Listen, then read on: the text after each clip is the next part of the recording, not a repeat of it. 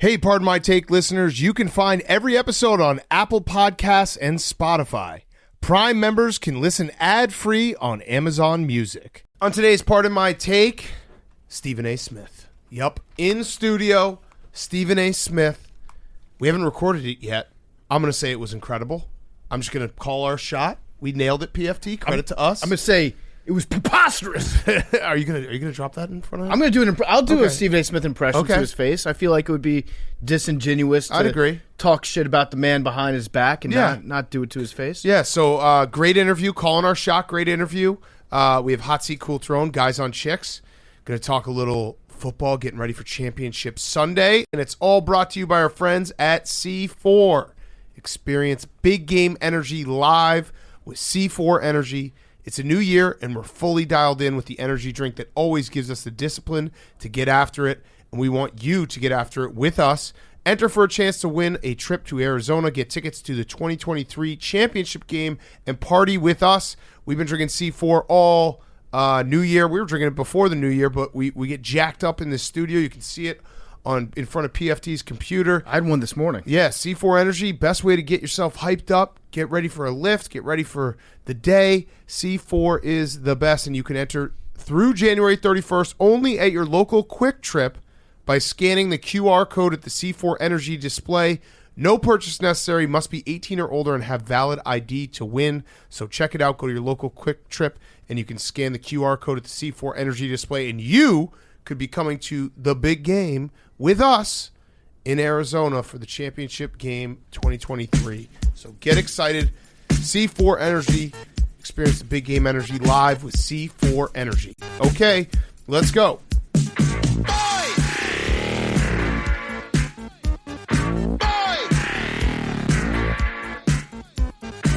Now in the street there is violence, and a lot of work to be done. No place to hang out or washing, and then I can't blame all on the sun. Oh no, we're gonna rock down to Electric Avenue, and then we'll take it higher. Oh, we're gonna rock down to Pardon My Take, Electric Avenue, presented by and then we'll Barstool take it Sports. higher. Welcome to Pardon My Take. Today is Wednesday, January 25th, and PFT. I don't know where we want to start because I'm ready for football to already get here. My body was rejecting no football on Monday night.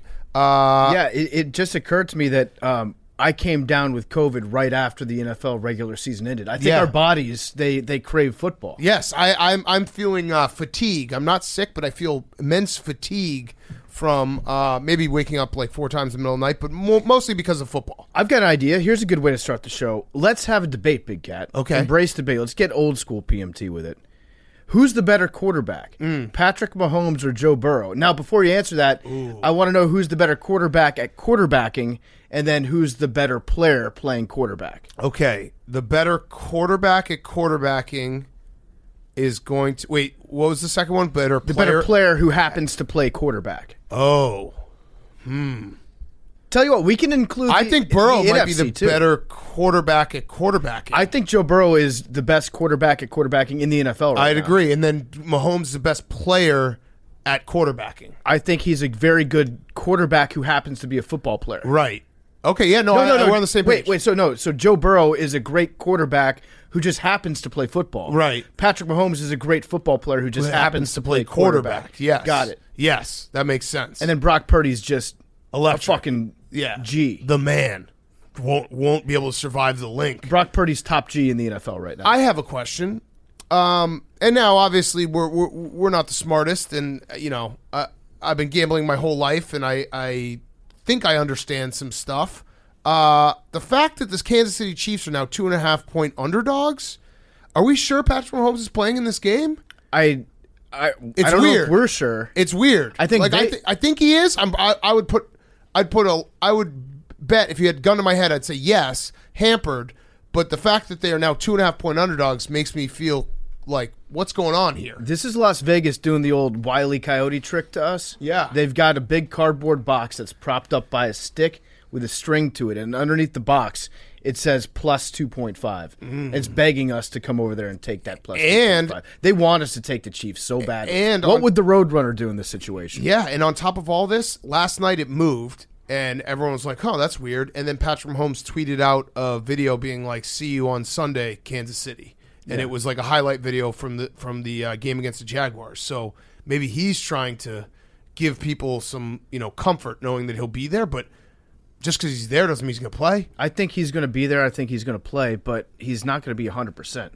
Now they got to just scheme it up. Now, you know what? We'll find out on Sunday if Patrick Mahomes is a good quarterback at quarterbacking because he won't be able to run around. He won't rely on being a football player. Can Patrick Mahomes be a pocket passer? So this is a narrative game that we have developing for Patrick Mahomes because Joe Burrow's owned him for the last couple of years. 3-0. So this is actually, it's the perfect storm that we have of a narrative that will be created. And I don't know ahead of time if you can judge Patrick Mahomes on how he plays this weekend because he is injured. He's definitely not 100%.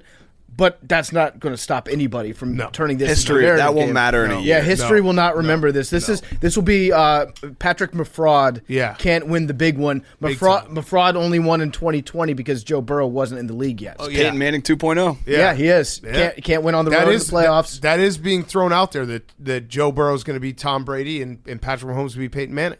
That Joe Burrow will just own him and win the titles, which he hasn't won any yet. So we're maybe getting a little ahead of this. And Patrick Mahomes is just the man in the regular season and can't win the big one, even though he has won the big one. Yeah. So it really doesn't make sense, but we're a narrative podcast. Was it the big one? He beat Jimmy Garoppolo. Yeah. Yeah, he beat Jimmy Garoppolo. And Kyle Shanahan's shit for brains. It was Super Bowl Kyle. We didn't talk about it. There's a couple things that we missed on Sunday that I wanted to talk about. One was, and someone pointed this out, and I think it's fair, we didn't give any criticism to Sean McDermott, who probably deserves some, because this is...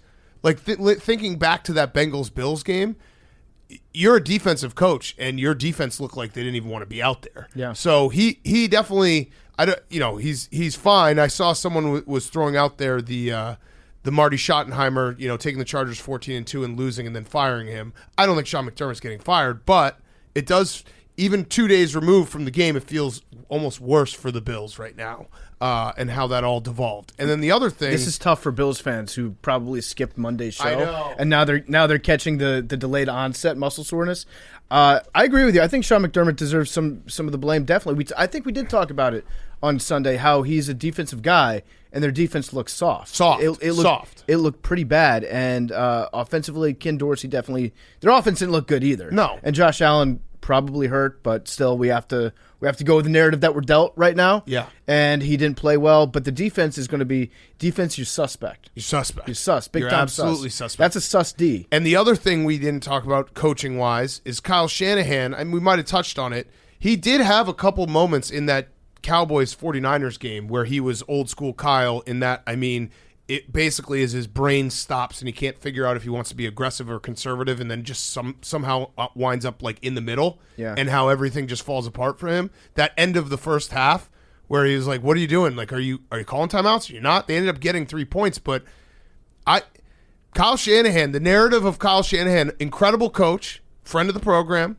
I love watching his football teams play, but he is there is some legacy decision making that's going to be on the line for him in the next couple games if they get to the Super Bowl, of like, can he make that right decision in the big moments when the lights are brightest? Yeah, this is a Kyle Shanahan legacy postseason, I think, because everything about the guy has been he's one of the best coaches, top 3, top 4 coach in the NFL.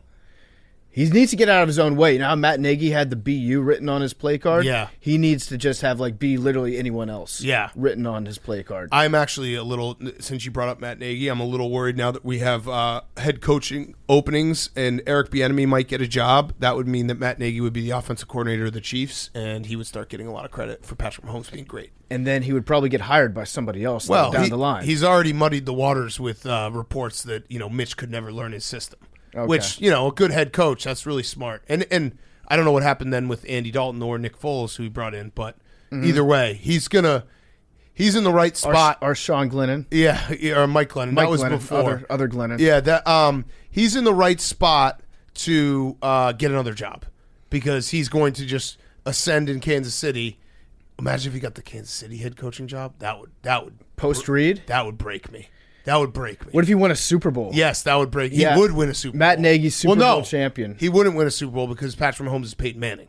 That's true. So Patrick Mahomes' next Super Bowl is going to be with another team. But no, congrats, because then you'll get to see Matt Nagy lose in multiple AFC championship games with Patrick Mahomes. I'm just thinking about people who might have tuned in for the first time, a part of my take, to listen to Stephen A. Smith and what we just said in the first 20 minutes. Welcome to the show. It makes complete and total sense. We've never had better clarity. No, this is perfect. It actually is. Here's how my last couple of days have been going. I've been thinking a lot about that play that I talked about on Sunday, the 2-point conversion that the Dolphins had back in 2019, and then Joe Burrow would be my quarterback forever. And my life would be just immensely happier in all facets of it, really. Yep. So I had Shane make a Photoshop of Joe just wearing Commanders uniform. How does he look? He looks awesome. Yeah. And then I sent it to Joe.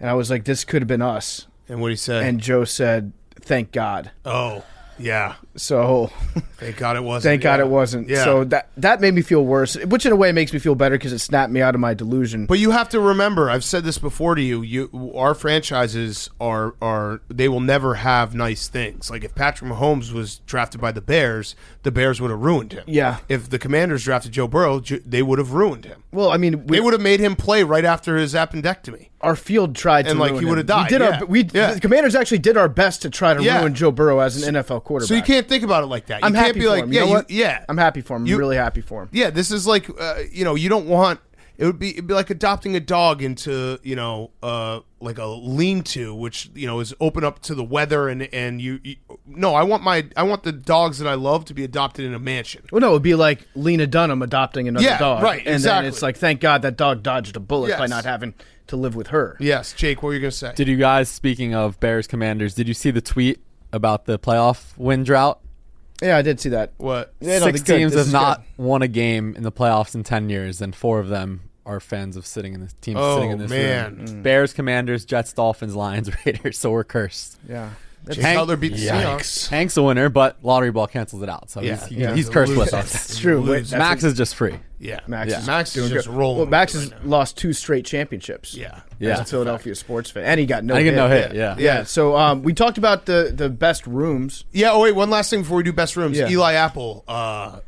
You still got 2 games left, dude. Eli Apple is What's going on? The guy from the group assignment that didn't go to class at all comes in, collects his A, and then he Dougies out of the room, like laughing at everybody that got a B+. He just went nuclear last night on Twitter on Stephon Diggs and Josh Allen, and then did the heart emoji that DeMar Hamlin's been doing, and then was like, no, I wasn't trying to disrespect him. It was like, well, kind of felt like that. Yeah. I mean, I'm not offended because, shit talking is shit talking, but it does, if you're a Bengals player, you probably like, hey, Eli Apple, maybe let's just like cool down and focus on the fact that we have a big game on Sunday. Here's where Eli Apple could get himself into trouble. He's not a great player. He's a great shit talker. Yeah. And he loves doing it. I don't Cooper know. Kupp burned him for the Super Bowl. I actually don't know if he's a great shit talker. He's just a prolific shit talker. He Yes. talks a lot of it. So Eli is basically dancing on people's graves in Buffalo. They won the game. That's his right. But then he's going to go play the Chiefs. If he gets burned in the Chiefs game, which Eli Apple throughout his history has been burned once or twice before, he gets burned, the Bengals lose that game. People are going to talk shit to Eli Apple, and then Eli Apple is going to tag in his mom on Twitter to have his mom yell at people for getting mad at her son. Well, that's where it becomes not fair because you can't fire back at somebody's mom. And his unless mom, it's Zach Wilson. Yeah, and his mom will be watching from home because I don't know if you saw, but his mom said tickets to the AFC Championship game is way too expensive, and someone tagged Eli Apple and said tell Eli Apple to pay for it, and he replied, "Mama can watch from the crib."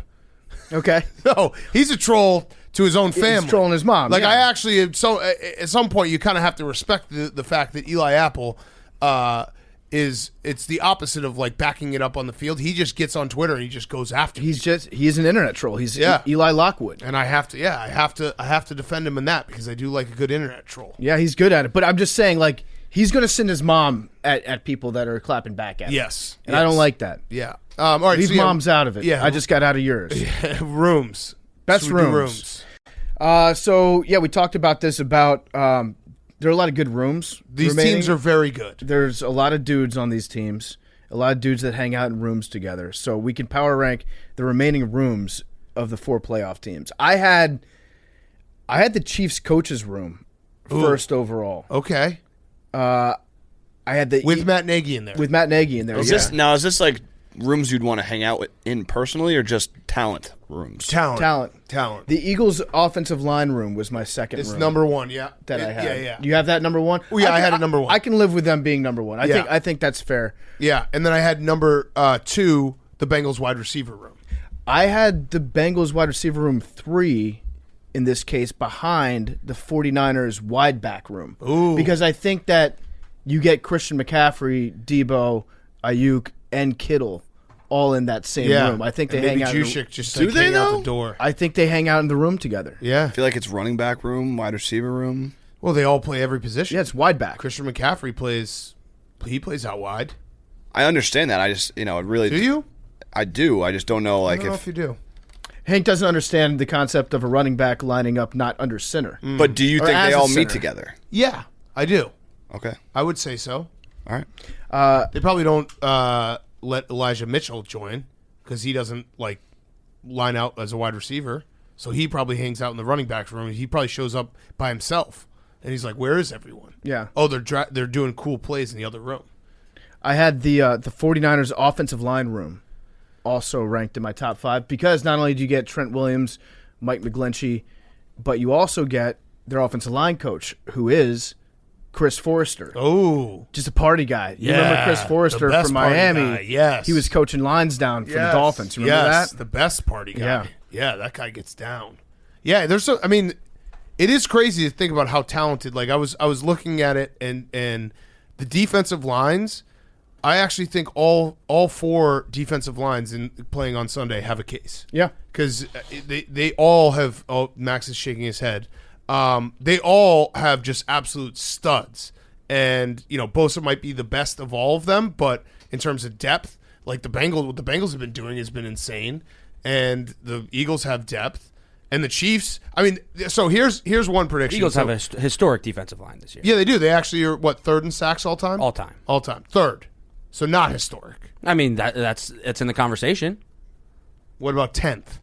Only team in the history of the NFL to have 4 different guys have over 10 sacks. All right, that's historic. Yeah. I'll give you that. I actually think that the conversation last week about the Bengals offensive line, this week Chris Jones is going to wreck some shit. Because we all watched that Bills-Bengals game, Yeah. and we're like, wow, the Bengals offensive line played incredible because they did. The Bills don't have Chris Jones. Chris Jones is going to be a problem. They don't have Frank Clark. Yeah, mark that right now. Problem, Chris Jones. Yeah, he's going to be a problem. I think the Bengals' defensive line is the best defensive line that's remaining. Better than the Eagles and the Niners? I think so. I think between DJ Reader, you got Trey Hendrickson, Yep. and then you got Sam Hubbard. Yeah. That's a good room. No, that's what I'm saying. All 4, it's almost like these teams are built well. Yeah, no, that's a good point. It's hey, wait a second. Wait, are they the best? Now, are they the best defensive line at playing football, or are they the best defensive line at being defensive lines? Wait a second. It feels like this roster construction actually worked out. Damn it. 49ers linebacker room would be pretty good room to be in. Oh, yeah. Oh, Eagles Dre quarterback Greenlaw, room. Yeah. Hang out with Hurts and Minshew. Yeah. Yeah, no, there's some. I'm very excited for these games on Sunday. Very, very excited. Robbie Gould's room. Never missed a field goal in the playoffs. Yeah, who's the Eagles kicker again? Jake Elliott. Jake Elliott. He's pretty good. He's underrated. So that's our room breakdown. Okay. It really was like I started looking at all the rosters like, yeah, I guess these teams are the 4 best teams. Pretty good. Feels like they got it right. Mm-hmm. And I know that the committee got it right. They this year. voted it right, and I know that there's some people could say that's hindsight because those are the 4 remaining teams. But if you remember, I think it was early November. Remember we had the conversation, and we said that there were only 6 teams that could go to win the Super Bowl, and it was these 4 teams and the Bills and the Cowboys. So we were on this for a while. Yeah. We were breaking it down and being like, here are the teams. It feels like it's set. Here are the teams that could win a Super Bowl. Everyone else is just kind of along for the ride. We know ball. I actually think I included the C words in that conversation. Yeah, it might have been 7. That's when I was into my C words phase. Yeah, that's okay. You got out of it. Never again. Anything else before we do hot seat, cool throne? We're doing Tom Brady and Aaron Rodgers destination season. I saw that. We're hitting that hard. Tom Brady said, "I don't know where the fuck I'm doing. I'll let you know when I figure it the fuck out." Something along those lines. So I'm guessing that Hank is writing his own fan fiction about what's going to happen with Tom Brady. I think it depends what happens with the 49ers. He got a little testy with Jim Gray. Did you see that? I did see that. So I'll fucking tell you when I fucking know. Yeah, that was kind of awkward. Yeah, it was. I was like, is he joking? And couldn't really. He was figure it out. joking. Yeah, and I just want to say too, He definitely was. No, he's a kidder. Yeah, he was joking with Jim Gray, one of the greatest comedians of all time, Jim Gray. I saw that there was some the Commanders are a possible destination for Aaron Rodgers, and everyone's tagging me and being like, "Oh, you're gonna have to listen to PFD talk about Aaron Rodgers every week." I'll be very clear about this. If Aaron Rodgers goes anywhere else, I will root for him to win a Super Bowl because it will be hilarious if he wins the same amount of Super Bowls on another team in like a year or two that he did with the Packers in 16 years. I don't think people really understand the dynamic that Big Cat has with Aaron Rodgers because people were tagging me in that being like, man, this is going to be bad. This is going to be bad for PMT. No. Big Cat just hates the Packers. Right. Aaron Rodgers happened to be the quarterback on the Packers. And he does stick it to the Bears, but the minute he's gone, it would be very funny if he won a Super Bowl with another team. Yeah, and let me be very clear. I will go on an ayahuasca trip if Aaron Rodgers becomes the quarterback of the Commanders. I'll match. You want to go? I'll match. You want to go down to Ecuador? Yeah. We'll match. Boys trip to Ecuador. No chicks allowed. We'll match. Let's go to Ecuador. I'll do anything to get him off the Packers. I will to get him on the Commanders. I would change my entire mindset. I would do it. Yeah. I would do anything. Billy, what do you think about Aaron Rodgers joining the New York Jets, a team that's owned by the guy that makes the Johnson & Johnson vaccine? Interesting. Yeah. Seems like a conflict of interest. Or he could be going to investigate. Oh, yeah. Yeah. Closer to the source. Yeah. That's smart. Hey, Woody, so what was in that? Let me see the files. Hey, come on. Yeah. Just give me some access. I heard you didn't know what was in it. Yeah. Which one do you think Woody's the first Johnson or the second Johnson? Who's the other Johnson? Is it like two brothers? I think it's two brothers, the Johnson bros. Is it their dad or is it them? No idea. I'm I don't know, looking but it up right now. It's an all-time funny move to name your kid Woody Johnson. Yeah, Woody Johnson. I guess if you're really rich, you're like, yeah, it'll be fine. Yeah, no, Robert Wood Johnson was the before Johnson & Johnson, and the founding of Johnson & Johnson was Robert Wood Johnson, James Wood Johnson, and Edward Meade Johnson. So one of the Johnsons No relation. kept out. Yeah, what's up with the third one? Johnson and Johnson? Yeah. Yeah, Wow. Johnson cubed. So one of them Cohen. So it seems like Robert Wood Johnson was the guy who started the whole thing. He's the first Johnson. Who's the second? James Wood or Edward Meade? Well, that should have been Johnson and Sons. Yeah, they're brothers. Oh, all three were they're brothers. brothers. Yeah. So Robert Wood started it, and then and they joined. James Wood and Edward Meade joined him. By the way, Kansas City Chiefs owners, the Hunts, not Ketchup Hunts. Oh, Yeah, okay. that was a letdown. Yeah, that's too bad. With the Tom Brady. I got the answer. Edward Meade Johnson is the one Johnson that's out. I'm okay. Why was he out? Because the first president was Robert Wood Johnson, and the first logo resembled the signature of James Wood Johnson. Okay, So Robert Meade, Was he like a priest? Edward Meade, you suck. he's the odd Johnson. Yeah, out. Edward Meade, you're a crumb bum. He could have been a priest. That happens. Yeah, Why? he's a crumb bum. because he couldn't use his Johnson. Yeah. Yeah, could have been. Damn, Robert they've been around Kraft. for a long ass Robert Kraft, time. Not Kraft mac and cheese. Yeah, the Kraft People forget Corporation. that. Mm-hmm. Yeah, Dan Snyder, not the pretzel guy. that's true. Bullshit. It is bullshit. We've been lied to our entire lives. Bullshit. Who's actually like one of these like rich people with the name that actually has? I mean, Jim Irsay, what you see is what you get. Yeah. Yeah. Yeah, it's Jim Jerry Irsay. Jones. Jerry Jones. Yeah, Your guy. Yeah. Big Yeah, J. he is your guy. JJ. Yeah. You should and have. JJ. You know what? I vote that Hank should have to be a Cowboys fan for an entire season after this. Why? I don't think have him be your Because second. I bet a future. Have him be your Can second a guy not team. bet a future? I don't think Bet you the should. future next year again. You got off too easy. If there's good value, I might, but There will be good value because Dak's going to be their quarterback. I also like that's the other thing. People are like, oh, root for the Cowboys. It's like the only reason that happens is because the Patriots are out. Hank, let me ask. I can't fake it. Let me ask you a question though. Do you think that Cooper Rush wins that game? I think he does. I think we need to have the conversation. I haven't seen it. Cooper Rush would have won that game for the Dallas Oh, Cowboys. I think Skip did I think there's a he did. Yeah, no, he did it this morning. there's probably 15 to 25 quarterbacks that could have won that game. Yeah, easily. He was bad. Very bad. The one thing I was going to say with the 49ers and Tom Brady is that I just can't wrap my head around any world where a rookie quarterback goes in the link and beats the number 1 seed Eagles. So then I think that means the 49ers will get Brady. But if that somehow happens and he beats the Eagles at home as a rookie, then it'd be hard to – it's going to be a lot harder for Tom to end up there, in my opinion. It might not matter either way. I think Brock Purdy's their quarterback next year. But what if he just goes and throws a stinker? I think he's their quarterback no matter what. He throws 4 interceptions and his looks – he hasn't looked Did he cry? Did he cry? Yeah, he looks lost. No, did he cry? Did he cry in the 4 interceptions? Probably. Okay, then maybe he's not. But if he doesn't cry, I think you can live with it. I don't think he cried. He didn't cry? I didn't see any cries. All right, so then I think he's their quarterback in the future. I think he might be. Even if Brady wants to come. Because it's like Brock Purdy could have been any quarterback and they'd still be in the spot, no? No, that's not true. No, if he was Dak Prescott. Dak Prescott would have won that game. Yes, he would No, have. absolutely not. Yes, he would have. Trayvon Diggs would have picked off Dak Prescott 6 times No, that game. Dak Prescott is bad, but he'd be unbelievable with the 49ers. Sounds Anyone like you're would be. slandering Brock Purdy again. I just have it's a theory I have no matter what. It's a system play. Rookie quarterbacks in the playoffs, young quarterbacks, are going to struggle. Yeah, you had that burn you last week. Yes, and the week before. Right. So now, But it's a philosophy. It's a life philosophy. It doesn't change year over year. right. It's the same. When I said it for Jared, I got crucified too, and that was like, it had nothing to do with Jared. It's just my philosophy. Okay, Hank's philosophy. You live by it. And Billy? getting crucified is one of my favorite things. Yeah, Billy. Never mind. Nope. Okay. Brain turned off. I there. literally had had his hand raised and everything. All right. I'm looking at Skip here. Skip says that the Cowboys should trade Dak for Aaron Rodgers Ooh, right now. okay. I agree with that. I think that would be a good trade for the Cowboys. Yeah. What, Billy? Okay, hypothetical. Brock Purdy wins the Super Bowl with the 49ers. Uh-huh. Do they start him and keep him for the next season? Wait, what? Yes.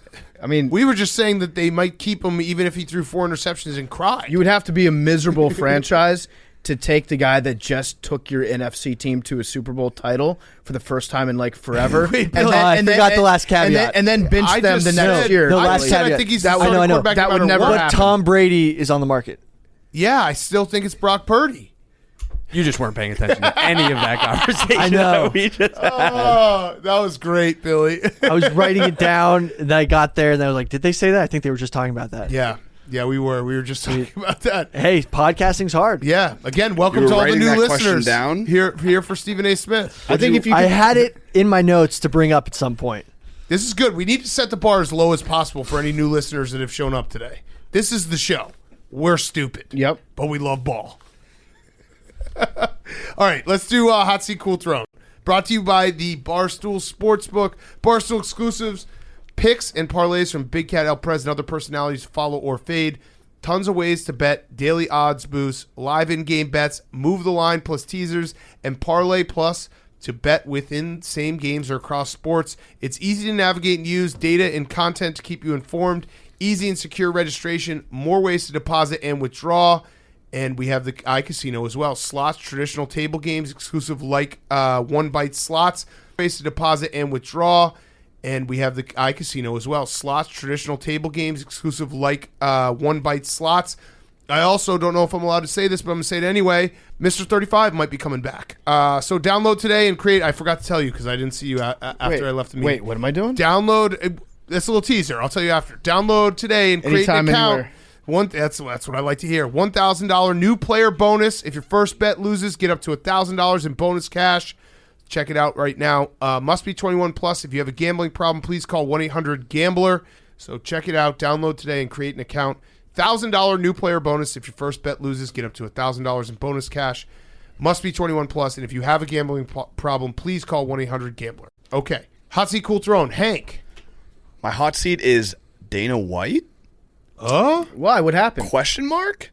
I don't know if this is me being soft and this is actually all publicity is good publicity, or if his new league, the slapping league, slap fighting, the guys just literally stand there and just smack the shit out of each other. there's a lot of backlash. It's obviously, there's a lot of backlash at UFC too. So I'm trying to determine whether or not him and this league are on the hot seat or if it's something that's going to be here for a while. I'm going to say when it comes to all publicity is good publicity, that doesn't include hitting your wife. Yeah. What about... Important caveat.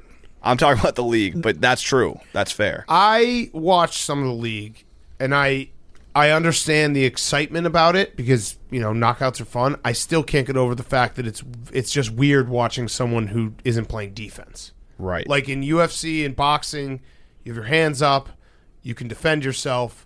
In this, watching someone get knocked out when they have to have their hands behind their back, there's just something about it that's just weird to watch. And I if people like it, not going to judge them. I personally am like, this is kind of weird. It's like signing up for a sucker punch competition. Right. And you know that it's coming, but it's basically like who's going to get concussed first. Right. And I think a lot of people aren't really into that. You know what it is? It's great for clips. Like the clips are hilarious. It's great for Right. putting clips on social media. People are going to fucking love those things. But Clip show. I can't see myself like sitting down to tune in for a full half hour of people just slapping each other in the face. It also, there's the element too, like what makes a good slapper or slappee. You know what I mean? Like, what a good boxer is. You know what a good boxer, it takes a lot of talent, a lot of skill, a lot of training, a lot of years. Same with UFC. Slapping is just like you slap. That How shit can you slaps. slap? Yeah. Now, here's a way that it could work. If they just have Greg Hardy compete in it every week and have somebody that's just way bigger than Greg Hardy beat the shit out of him. Yes. If I get to watch Greg Yes. Hardy getting knocked out every week, Yes. then I'm back in on the slap league. Yes. All right, so we'll see. Yeah, I think it's not going to last long, but I have been enjoying the clips, so I'm kind of on both sides. I don't think it's going to last long just because in almost every show there's a situation fencing position Yeah. on the floor. Not good. Also, it's very visually. The guy who Like does the swollen heads and stuff. Yeah, like you know that guy But who, I also think the UFC sometimes is too violent for me, so I also might not be the target audience. Like sometimes I'm like, this is disgusting. you know that guy who played in the NFL who's like leading brain studies, Chris something? Nowinski. Yeah, Yeah. Nowinski. He tweeted, he's like, what's next? Who can survive a stabbing? And I was like, I'd watch that. Yeah. Like, yeah, that's kind of a good idea. I mean, I wouldn't watch a full episode. no, I'd watch it once. But I'd watch the clips. Yeah, from, right. From the Like, I'd be stabbing. curious Yeah. to see how can you survive a stabbing. but like you'll watch any clip that pops up, any Yeah. viral clip. Yeah, I'm yeah. not, the timeline No, not has the one. What was videos. the one you posted? The animal one. I mean, there's well, literally Hot when you Streak. log into the Barstool backend, it has a note that says, "Please stop putting dead animals on the blog. Yeah, Nazis no. are off limits too." It's literally just a Billy football warning. No, And no, what but- exactly was the video? I forget. Max. Yeah, it was yeah, the one but- Max had an issue with. But What was more Derek, dead animals? Describe the Derek video. Wolf Describe shoots the a video. cougar, and I can't blog that. That's like tons of clicks that are just being left on the table. I don't know what do you really think that would be the biggest blog of the week? A wolf? I and a think it cougar would be a fight? decent, medium blog. Base hit. Base hit. Home Just run. get on base. Like, Yeah. come on. What animal becomes a home run? An elephant? Like great white? Like an evil animal. An evil animal. I think Like- killer whale what- versus great like, white uh, shark what's an becomes a evil home run. animal? Like Billy? a raging, like one of those jaguars that you see attacking people and like. But they're in the Jaguars' home. yeah. Like the woman that got out of the zoo and the tiger came and snatched her. Yeah, but and then her someone mom killed. went after her. Then someone killed that animal, and then it was like hero mom saves child from Got it. crazed Oh, animal. an evil animal like a 5-year-old that sneaks down into a gorilla Yes. enclosure. Yes. Can you please refresh my memory though? It's going to bother me. What was the video in question? It was a crazy video of a leopard that usually hunts wild boars getting messed up by a bunch of wild boars, and I was like, "Whoa, that's a role reversal." Yeah. But it was a little. It was a little graphic. It was a little graphic. Yeah. I think like grizzly bear fights with each other. Those always play. Oh yeah, that's an easy triple. Yeah. In the blogosphere. Yeah. Easy. Like those, Dude, the one that was up the other week where it was 2 grizzly bears fighting each other, and then there were wolves in the background Yeah. watching the fight like yeah, spectators. I blogged that. Yeah, Like literally, that's a good- grizzly bear fights are the gift that just keep on giving. Yep. Yeah.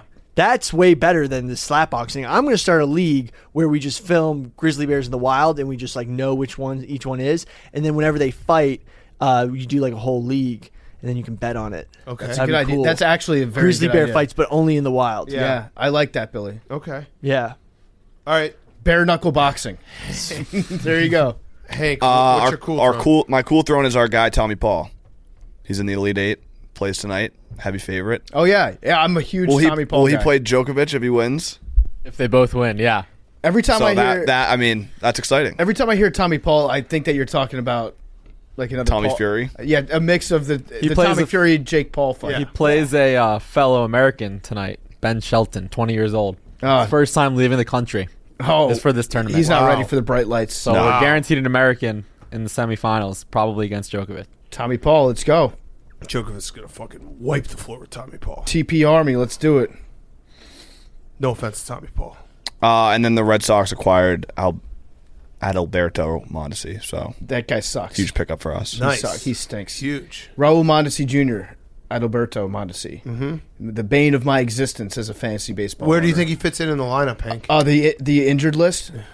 No, I think he's good. I think he's going to stay healthy, and he's going to put up a lot of singles, doubles, triples, like Billy was saying. Bear on bear fights? His leg is probably made out of the same stuff that Michael Thomas's hamstring's made out of. I thought you won the league. No, I came in second place 2 years in a Don't bring row up bad memories. because Adalberto Mondesi gets fucking injured every single year Well, that's on you.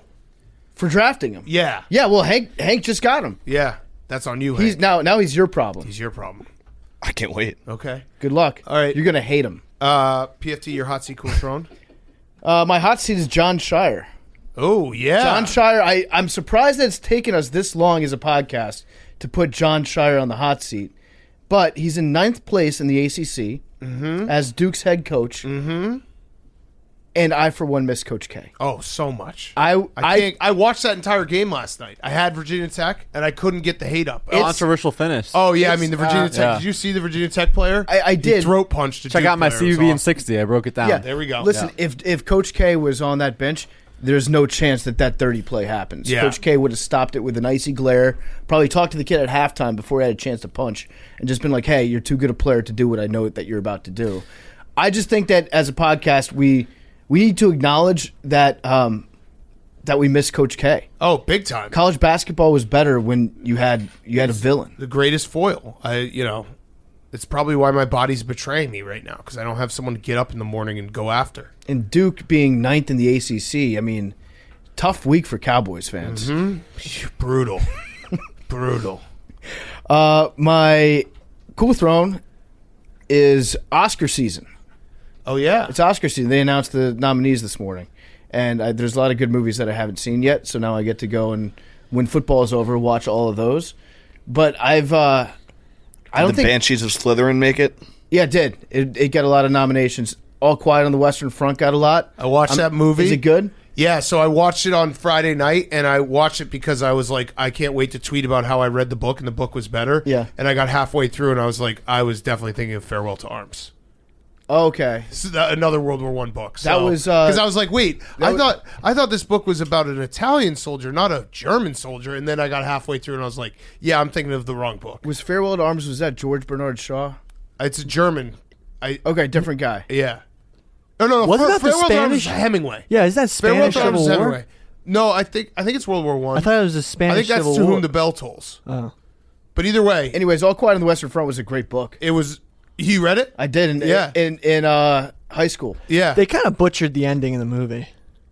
Did they? Yeah. Don't spoil it. That Don't the Germans spoil it. lost? Don't spoil it. You didn't like that part? No. It's World War One, by the way. Yeah, Farewell to Arms is the Italian campaign of World War One. So I got halfway through the movie and I was like, I thought this was supposed to be about Italians. Yeah. So I'm going to watch the Oscars, but I'm going to be very disappointed when there's no slap. Yeah. Somebody has to get slapped this year's Oscars. Bring Will Smith. Just have him sit front row. Why? Oh no! You know how Smith should be in the slap competition? Yeah, that. Will Smith in the slap league. You're also not going to watch the Oscars. No, I'm not. But I'm going to watch the Definitely not. clips. Definitely not. I'm going to see all the clips, and then I'm going to be like, Glass Onion got robbed. We actually were taping the show last year during the Oscars, not watching the Oscars, and then that happened after, and we're like, what? This is crazy. I think like when we were kids and before there were all these different options of all the different sports channels that you had to watch, and really it was just like the Oscars was like showbiz's big night. You took it like a lot more seriously. Now that we've grown up and we see the world from a different perspective, they really just love sucking their own dicks. yeah. So You're saying you like the Oscars when it was like Kings of L.A., like Weinstein and Kevin Spacey. Yeah, when Hollywood meant something. Yeah, you know? right. That's when it meant something. Exactly. Yeah, no, it's true. It is just a big dick-sucking competition. Unless Top Gun wins, in which case I'm back in on Hollywood. Yes. I'm Mr. Hollywood at that point. Speaking of movies, Cocaine Bear comes out pretty soon. Okay. Good to know. Definitely going to be an Oscar nominee. My other cool throne is RG3 because he's a girl dad. Yes. Greta had her lovely daughter, so congratulations to the happy couple. So she was in labor for 3 weeks when Robert Griffin had to leave the college football playoff semifinal. Thanks to Southwest Airlines for somehow getting him a flight out of there that day. I think he's the only person in America that flew on Southwest that week. Yep. So he got home, thankfully, just in the nick of time to be there with Greta as she started being in labor for 3 weeks. And they just had a beautiful daughter. So happy to see that at RG3. Good job, buddy. That's huge. That's huge. Healthy daughter. We're ready to go. RG3. There's a long flight around the world to get to that. Southwest. All right. My hot seat is my age. And PFT, you're only turning 28, but my birthday is coming up on birthday week's next week. But it has nothing to do with my birthday because birthdays are stupid. It's that I was watching Monday Night Raw, the 30th anniversary last night, and DX Degeneration X came out, and they are old. And it was sad. And it's like the one thing that will show you your age is when your favorite wrestlers or favorite porn stars get old. And you're like, what happened to time? It's bad. Yeah. So it kind of hit me. It was like nostalgia, but then they hobbled out there, and I was like, oh, man, this kind of sucks. Yeah, I remember when I saw Ron Jeremy a couple weeks ago. It really threw me for a loop. Yeah. It's not great. Did they have X-Pac out there? They did. X-Pac was out there. I can't imagine that X-Pac aged well. No, he is not. Wrestlers don't age well. No, they don't. That's fine. No. You know what? They give their all. They're like a star that burns bright for a short amount of time. They're like a supernova. Triple H looked the best because he's been able to stay on the WWE TRT all these years. But yeah, it was nice to see. It was nice to hear the music, have that nostalgia wash over me, and then I was like, damn, I'm old. Is the WWE just not selling to the Saudis? Was that just a hoax? Yeah, it seems like it. It was some sort of rumor. I don't know if it's true or not, but I know their stock price went way up. Yeah, just from being linked to MBS. So part of my take is in negotiations with Mohammed bin Salman. We have talked to him to sell the podcast. So yes. If you want to advertise with us, rates just went up. Yes. And then my cool throne is pickleball. The new professional pickleball league is coming Thursday. Is the first game. Who's the guy on our team? On the DC team? Sam Querrey, AWL. All right. So, and Stella Blue is a sponsor on the DC pickleball team jersey. We actually kind of cool. I think we helped to name their team. Yeah. They were looking for a team name, and we said, "What about the DC pickleball team?" Yeah, and they're like, "God damn, that's genius." We love it. So I don't really know anything about pickleball. I do know that when we play against LeBron's team or KD's team. No, KD. Did he? He's on our team. He's on our team. Yeah. I think we're co-investors. Shit, I think that means he has to drink some Stella Blue. I also may have just made that up. Yeah, KD. I know. I think Verlander and Kate Upton are DC pickleball team founders. I love Kate Upton. I do too. So check it The out. team has a 23.08 team duper. Duper. What's a duper? Dynamic Universal Pickleball rating. Okay, so and then the first games are Thursday. Where can you watch, Jake? I think the championships are going to be on regular I saw something TV. with ESPN or CBS getting rights to it. So I'm looking at the jersey right now. Stella Blue Coffee on the back of the jersey. Look at that. Query, Bates, all the names. So I'm excited. It looks cool. Pickleball's the next up. We're going to be playing pickleball in Arizona, right? Yeah, we are. Yeah. Sport of the future. Hell yes. I'm excited. Yeah, it's going to be me and PFT versus Hank and Jake. We are Never played before, but it looks heavy fun. Underdogs. Heavy. But heavy favorites in the hearts and minds of the AWL. What does that mean, Hank? For coming out looking good in this video, because You're heavy squared underdogs. Hank and Jake's gonna moan, and Hank's gonna take it too seriously, and everyone's gonna be like, I've "Fuck never this guy." played. You're gonna Are moan. you saying you're not gonna moan? I'll moan. Yeah, Grunt. exactly. You're Grunt. gonna moan. You're gonna moan. You're gonna moan. So I mean, check it out. But you also could have set the teams. And you I know. I want to chose- ride with my guy. Yeah, I mean it's Well, fine. that's fine. We also PFT and I are guys. We got old man strength. Right. You wouldn't know about that. You wouldn't know about that. You're right. Yeah, you're a little boy. Still my 20s.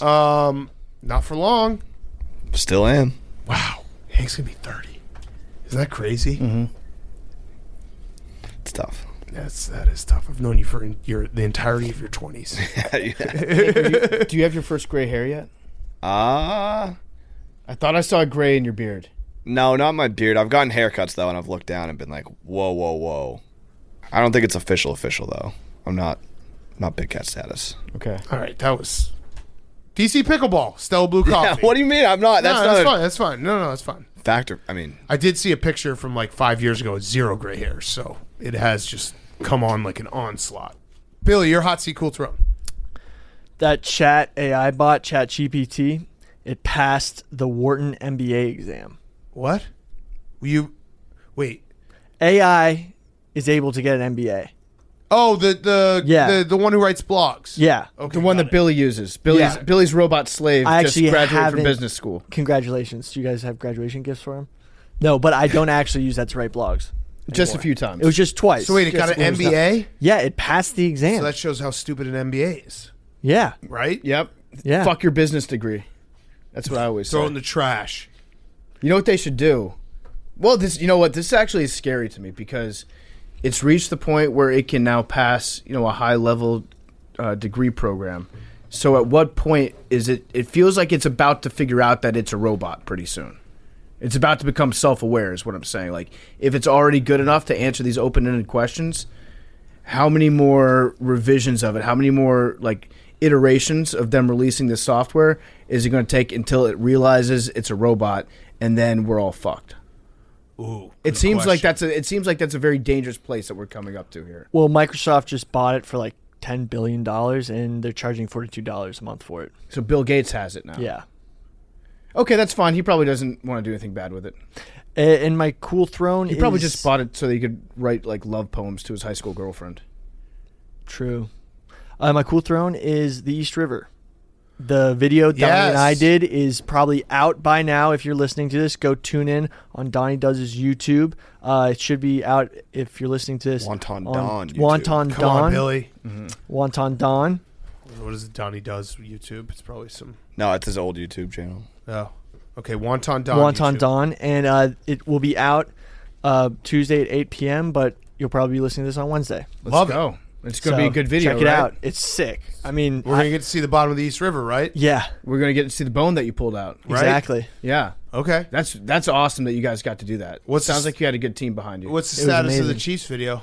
Chiefs video. We're going through some edits right now. Evan's looking through the footage as we speak. Oh, okay. And we're sitting down to do some serious, construction. You got a lot of construction. Yeah, you got a lot of projects I know. going on right now. What about the New York media versus Jets Yeah, quarterback? that's coming up soon. Oh, okay. Next week. It's on my docket. Oh, it's next you're week. going to put it out next week? next week. Next week I will be working on it. Sometimes Billy just says words, Yeah. and then he's like, "Oh shit, why did I say that word?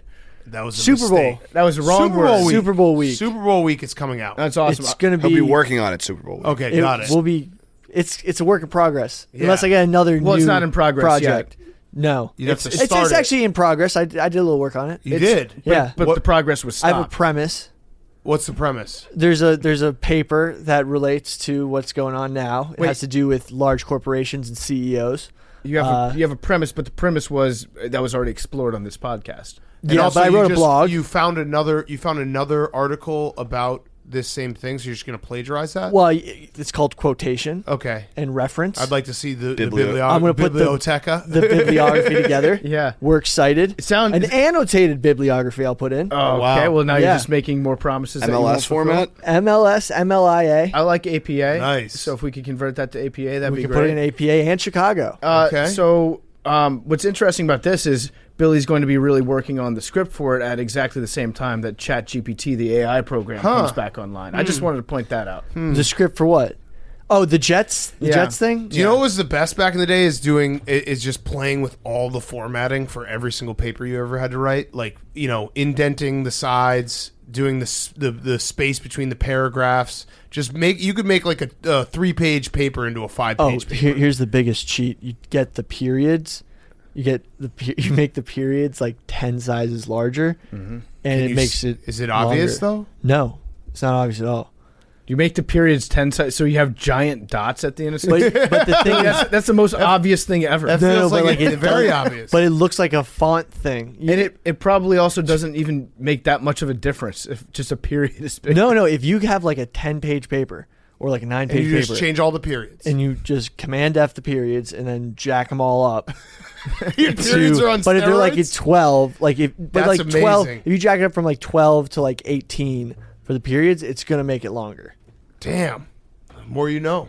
Wow. I Dude, just always hit the commas too while you're at it. I Yeah. just always mess with the margins. Yeah, the margins, the indentation. Yeah. You'd also do you add numbers to each page. That will give you a couple lines away. Mm-hmm. Oh, So this is the best. Oh, at the end of a page, you can hit the return button like 2 extra times Yeah. and then resume what you were thinking on the next page, and nobody will ever be like, wow, that's a lot of space left at the bottom of this yeah. page. And it's Footnotes. great to like think about doing all that stuff when you could have just tried a little harder, but no. No, Come on. No, I mean, no. I actually think that one of the best It's in things God's that, hands that now. college Yeah. That was teaches my you, general college outlook. teaches you how to get better at cheating. Wait. And how to get better at like fudging assignments, which is most of the brain activity you're going to be using as an adult in the workforce. Yes. Wait, Hank. When you would turn in an assignment, you would just say it's in God's hands now. Yeah, well, I would not give myself enough time, and then I'd be up the night before just trying to get it done, and then trying to finagle ways to make it longer. Never give myself enough time to edit it properly, usually, and then it would get time for the deadline, and then It's in God's hands. Yeah, Okay. I like that. Would you say a little prayer as you hand it in? I'd just be like, pray they don't read it or like something happens. There's a Yeah. fire in the building. Spill coffee all over it. Yeah. All right, Jake. Hot seat, cool. I didn't graduate college. Our Neither league, did Kobe. No, we're team in the Major League Pickleball, which is Tennis Channel. There's another league that just got. Oh, CBS okay. and ESPN. Oh, okay. So Okay. Tune into Tennis Channel Tennis Channel. for the MLP. I love that. I have the Tennis Channel. Yes. Yeah. My hot seat is our childhoods. Oh. Splash Mountain and Disney just closed. Oh. After 30 years. Not my childhood. I never went to Disney. Majority of people is. I did Disneyland. I never went. Oh, closing wait, there, in, too. In LA? Yeah. I went to that once too. I think it hasn't closed yet there, but No. I think it's closing. People would like that. I would get like chirped for that. I did not. I went to Universal Studios. Yeah. I just realized that. I never. Yeah, we never went to Disney World, Disneyland. I always felt a little left out, but now, like, as I see people do it with kids, I'm like, I get what my parents were thinking. Like, this would suck Are you for gonna, them. Are you going to do it? No, hell no. Universal Studios, maybe. No Disney World, no Disneyland. They're both great. No. I'm a Florida not, kid too, so like but I'm not that's our standing in backyard. line for Universal hours was and my bar hours. mitzvah theme. That's sick. What was part of it? So like every Who was table the was a guest? different ride. Oh, that's awesome. Yeah, Who are the guest mascots? that's not a thing. Oh, Ju- like celebrities, like like Spider-Man. Did Did you Spider-Man do show up? Jurassic Park ride? Yeah, That's I remember doing. Yeah. I vividly remember doing. I never saw the movie, but I remember doing. You that go ride. down, It the was T-Rex awesome. is gonna Yeah. eat you, and then yeah, oof. that was fun. Yeah, Yeah, so Splash- Splash Mountain, they're rebranding. Were you it. Disney World kid? Everything about Splash Mountain is just like pretty basic. It's just it's like a roller coaster water slide. I was not. I had theme parks that were in Virginia that I used to go to, so my parents would never be like, "We're going to go to Florida. We've got a perfectly good roller coaster in the backyard." So you never went to Disney World? I may have gone when I was like 2 or 3. Okay, that doesn't count. Doesn't count. I Isn't don't. like Busch Gardens near there? There's one in Yeah, Tampa. we got Busch yeah, Gardens. Six Flags. Yeah. We got Busch Gardens. We got Paramount's King's Dominion that I used to go to all the time. Get a nice airbrush T-shirt and a funnel cake. I'm happy with the fact that I was never a Disney World kid. I almost died at Disney World. Really? Yeah, I was the youngest of God 4. damn it. I just walked out of the hotel and jumped in the pool. Didn't know how to swim. What a badass! That's pretty sick. You're a fucking moron, but you're also badass. Some random 6-year-old came and saved me. Oh wow, what a beta! 6-year-old had Well, to say. How old were you? I was older like than 3. You were 16. Yeah, so RIP Splash Mountain. My cool throne is Cooperstown. By the time this is out, we'll have our answers on Baseball Hall of Fame. So I want to read quickly and get your guys yes or no to see if we're right. Okay. Dan Heron, yes. You ready? Carlos Beltran, Yes. Sure. Todd Helton, Yes. No. Manny Ramirez, Yes. Scott Rowland. Yes. No. No. You guys are being generous. No. No, everyone's a yes. This is my opinion, or this is what I think will happen, not what I think myself, but getting in the MLB is hard. Really hard. Manny 75%. probably won't, but he should be. It's Billy Wagner. Manny almost definitely No. won't. Yes. Andy Pettit. No. Billy Wagner, just because I think of that home run he gave up in Houston. Andy Pettit. Remember that one? No, that was Brad Lidge. Yeah. That was Brad Yeah. Lidge. No. Andy Pettit. Pettit and Ramirez are hard because of the steroids. But Pettit apologized for steroids, so it's different. Yeah, I think You that, got to know the rules. I think everybody that's nominated should get into the Baseball Hall of Fame. Yeah. Andrew Jones. Yeah. Gary Sheffield. Yeah. No. I mean, best swing, Yeah. best pre-swing. Torrey Hunter. No, Yeah. No, he was great at defense. he was great at defense. Jeff Kent. No, he's the one. I'm going to vote no on Jeff Kent. And then lastly, Andrew Jones was like better at defense. A-Rod. Yes. No. Yeah. And then maybe yes. some wild cards, but those are the most You can't have likely, I Manny think. in and not A-Rod in. I can. What my are your vote, rules? It's Hank's ballot. Well, we'll see tonight. And Barry's not on there? This is, The newcomers? I think most of them are newcomers. Well, that will actually be interesting. If I can read the A-Rod- full list if you want. I would imagine but- he's not going to get in, but I mean, what is he like? Was he Wait, third? Or, Bonds isn't on the thing. is he third or fourth all time in home runs? I think, so the rules are. Manny barely did steroids. Well, no, he never got caught with. He just got caught with stuff that covers up the steroids. steroid blockers. Yeah. He was taking like estrogen. Yeah. Yeah, like pregnancy HCG. pills. Yeah. So with Barry, I think he's not on the ballot anymore because in baseball the rules are like you have to hit a certain threshold and stay above a certain threshold, and if you don't, then you just drop off for forever. Yeah, there's like 30 guys on this list, but I think those are the most I popular. mean, that's why this whole thing is a joke. The best player of all time is not in the fucking. That's what I'm saying. Just let everybody in. I don't. So we'll see. I do not care any longer. They've ripped my childhood from me, which was caring about the Baseball Hall of Fame. Maybe it'll be 0 again. Didn't that happen recently? That always rocks. Yeah. It's just funny that baseball writers take themselves so seriously. Oh, it's Tom Verducci. We just need all these guys to die, and then maybe we can get the real players in the Hall of Fame who deserve to be in there. Okay, let's get to Stephen A. Smith. Should we do it? Let's do it. PFT, you got a quick word from our sponsor? Our good friend Stephen A. Smith is brought to you by Bolero. It's the world's largest owner and operator of bowling centers, over 300 locations throughout the U.S., currently located in 32 states. Bolero is known for reinventing one of America's oldest pastimes into a new and unforgettable experience with modern and beautifully designed venues, premium signature cocktails, and a creative menu. Bolero is the perfect spot for a night out, whether you're celebrating a birthday, feeling competitive, or if you just want to have a good time. Bolero is the go-to destination for an unforgettable and bold experience. We love Bolero. They are going to be hosting the bowling live stream. January 31st, tune in. We're going to be at a Bolero, and you can enjoy a guaranteed spot on the lanes when you reserve a lane or book an event at a Bolero near you. Visit Bolero.com. That's BOWLERO.com. Use promo code BARSTOOLBOWL. Get 15% off your reservation. This offer is only valid through the month of February. Again, we're going to be at a Bolero January 31st. Tune in. You can get 15% off your reservation when you sign up for Bolero. Go to Bolero.com. Use promo code BARSTOOLBOWL. 15% off through the month of February. And now here he is, Stephen A. Smith.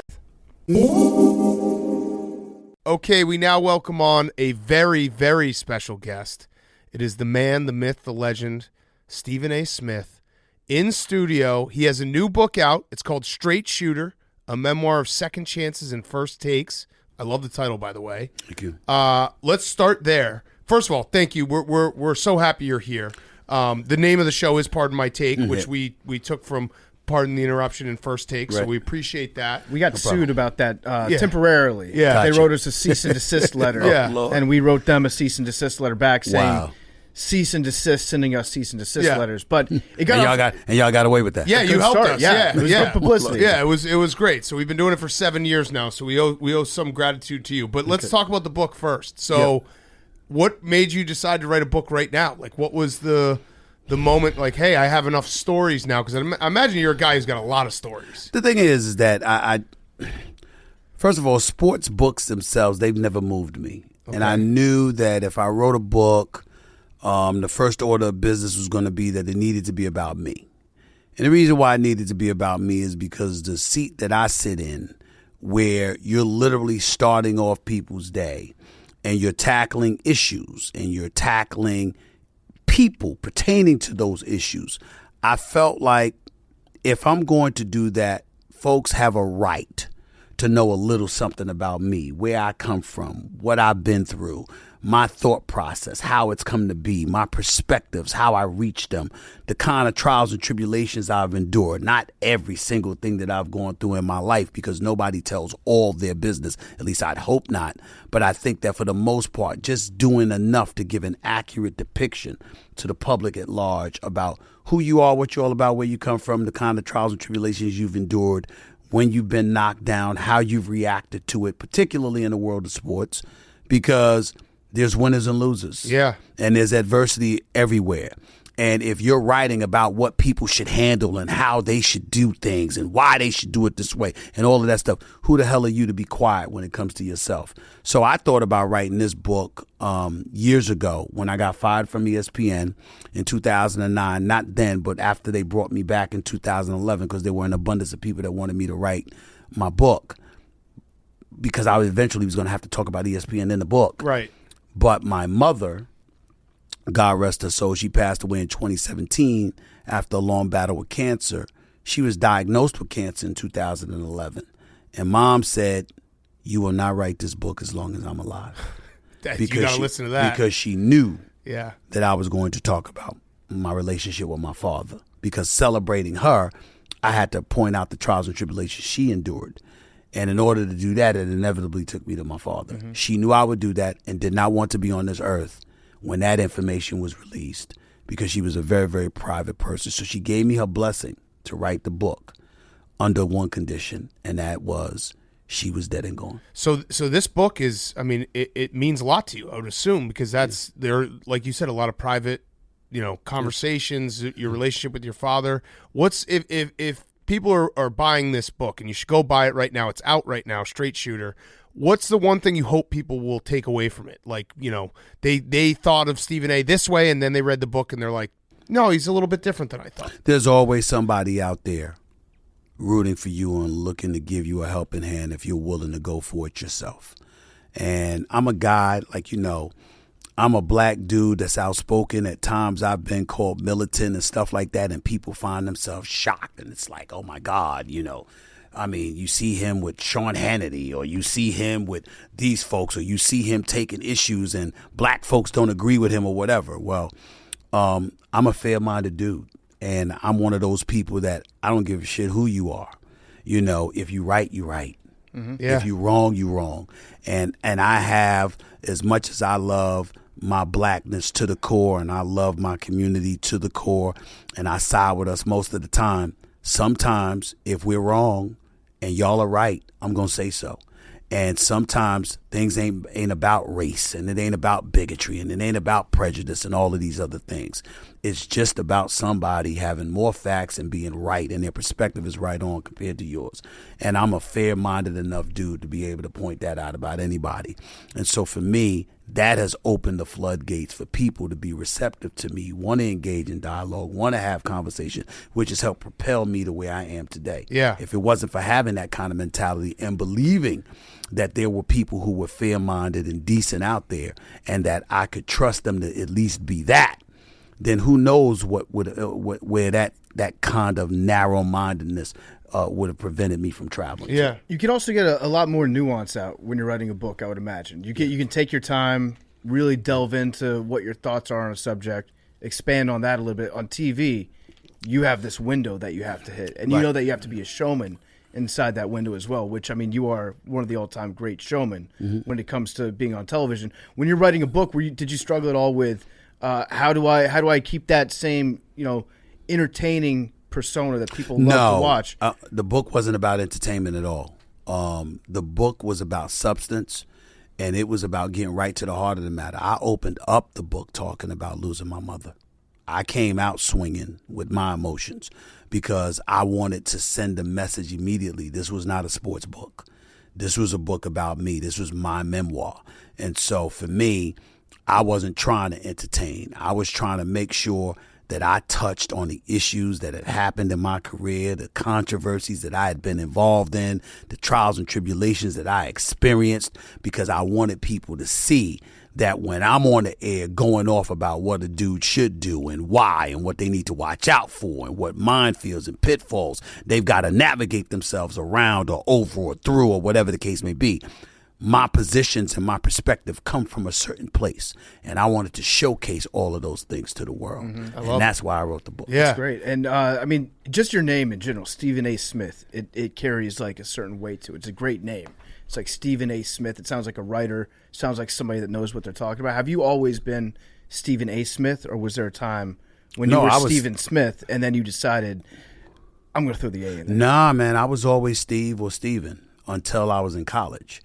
And remember, I got left back in the third grade, the June of my third grade elementary school. And then I got promoted back to my right grade because I had a first grade reading level. I got promoted back to the right grade that September. I went to the fourth grade that September, completed the fourth grade, still had a first grade reading level at the end of that year, and got left back again. And this time it was for the whole year. And so for me, when I fast forward to my years in college, I'm graduating as an honor roll student. I'm writing for the school newspaper.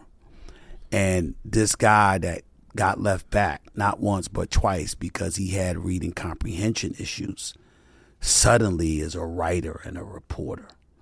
And there was no one as great as my sister Linda was in helping me to read, and a family friend around the corner named Tiver who helped me to read. There was no one more deserving of my gratitude than my mother. And my mother named me Stephen Anthony Smith, and I always hated my name because I hated how it was spelled. I wish it was spelled with a V instead of a PH, because when she'd get mad, she'd call me Stephen, and I hated that name, Stephen, growing up. This is before Steph Curry. Yeah, I was going to say, now it's a pretty cool name. Now it's a pretty cool name, but back then it wasn't. And so because she named me and she believed in me, I added the A to my byline as a tribute to her. My very first byline as a reporter at the News Argus on Winston-Salem State University's campus newspaper, it said Stephen A. Smith. It was a tribute to my mother. And then obviously as I grew into business, everybody says Stephen A. Stephen A. And it stuck. So it's a great name. I want to talk to you about your college career real quick because so you started at FIT right here, right? Yes, it is. And then you transferred to Winston-Salem. Yep. Now, you're going to have to look me in the eye and tell me this actually happened. Your tryout for the basketball team. You hit 17 threes in a row? 17 straight threes. 17 threes in a row in your tryout? Never before since. Never This before was a since. scrimmage? No. Oh, okay. This is you just shooting. No. Yeah. What happened was that a guy by the name of Harold Funny Kit used to go to Winston-Salem State University in the 70s after Earl of Pearl Monroe left. And he was still tightly associated with the school and tightly associated with Clarence Big House Gaines, who was the legendary coach down there, helped with John McClendon to integrate the sport of basketball. You know, the Duke players that played against the black players on campus in the middle of the night when no one knew about it, they played a role in being responsible for that game being organized and played. And so what happened is that he told Coach Gaines he had a player for him to see. And Coach Gaines had him bring me down there on a weekend. And I went out on the court, and before I stepped out on the court, Coach Gaines looked at me, and then he looked at him. He said, "Is this the little motherfucker you've been bragging about?" You know, and he said, "That's him." And Funny Kid looked at me afterwards, and he said, "I got you here. You're on your own now. Handle your business." And I went out on a basketball court, and I was passing the ball, just running, rotation offense, stuff like that, running around, passing the ball. I hadn't shot. I was just trying to get warmed up. Coach Gaines halted practice. He looked at me, 6'6", 280 pounds, but he was sleeping. He was sitting on the bleachers. He said, "Come here." He said, "Didn't Funny say that you was a shooter?" I said, "Yes." He said, "Well, shoot the fucking ball, damn it." And I went out there. And I hit 17 straight. 17 threes? 17 straight three-pointers. I couldn't miss. That's I couldn't incredible. miss. And when I did that, he signed me to a scholarship on the spot. That's incredible. That's right. And do you ever like think back, like, maybe daydreaming, like, man, remember when I hit 17 straight? Oh, hell yes. I never did it since. Of course I dreamed about it. No question about it. I was healthy that day. My knees weren't hurt. I hadn't cracked my kneecap in half and halted any kind of unforeseen dreams that I may have had or whatever the case may be. But that was my shining moment because it was immense pressure. I went down there to get a basketball scholarship. Yeah. And the pressure was on, and I showed up, and I handled my business. So like, I think some people don't realize, because you're such a star now and you're on TV every single day and you're on every program. You got radio, you got podcasts, everything. Yeah. No Mercy podcast, check it out. They don't realize that you grinded for a very long time as a beat reporter. Yeah. Do you miss that? No. Okay. I don't miss it. But was it obviously, being able to be a beat reporter for that many years, I would assume gave you a ton of training into having opinions and knowing how players interact and everything. It gave me that. It gave me contacts, networks, resources that I still have to this very day. I'm forever connected to the NBA community because of the work that I did all of those years as a beat writer. So that is true. And do I miss being at the games. I miss being inside those locker rooms because, I miss that because when I was there, I wasn't guessing about anything. I was connected to every story. I reported what I wanted to report it, but I knew everything. I knew where all the bodies lied because I was that connected to the teams.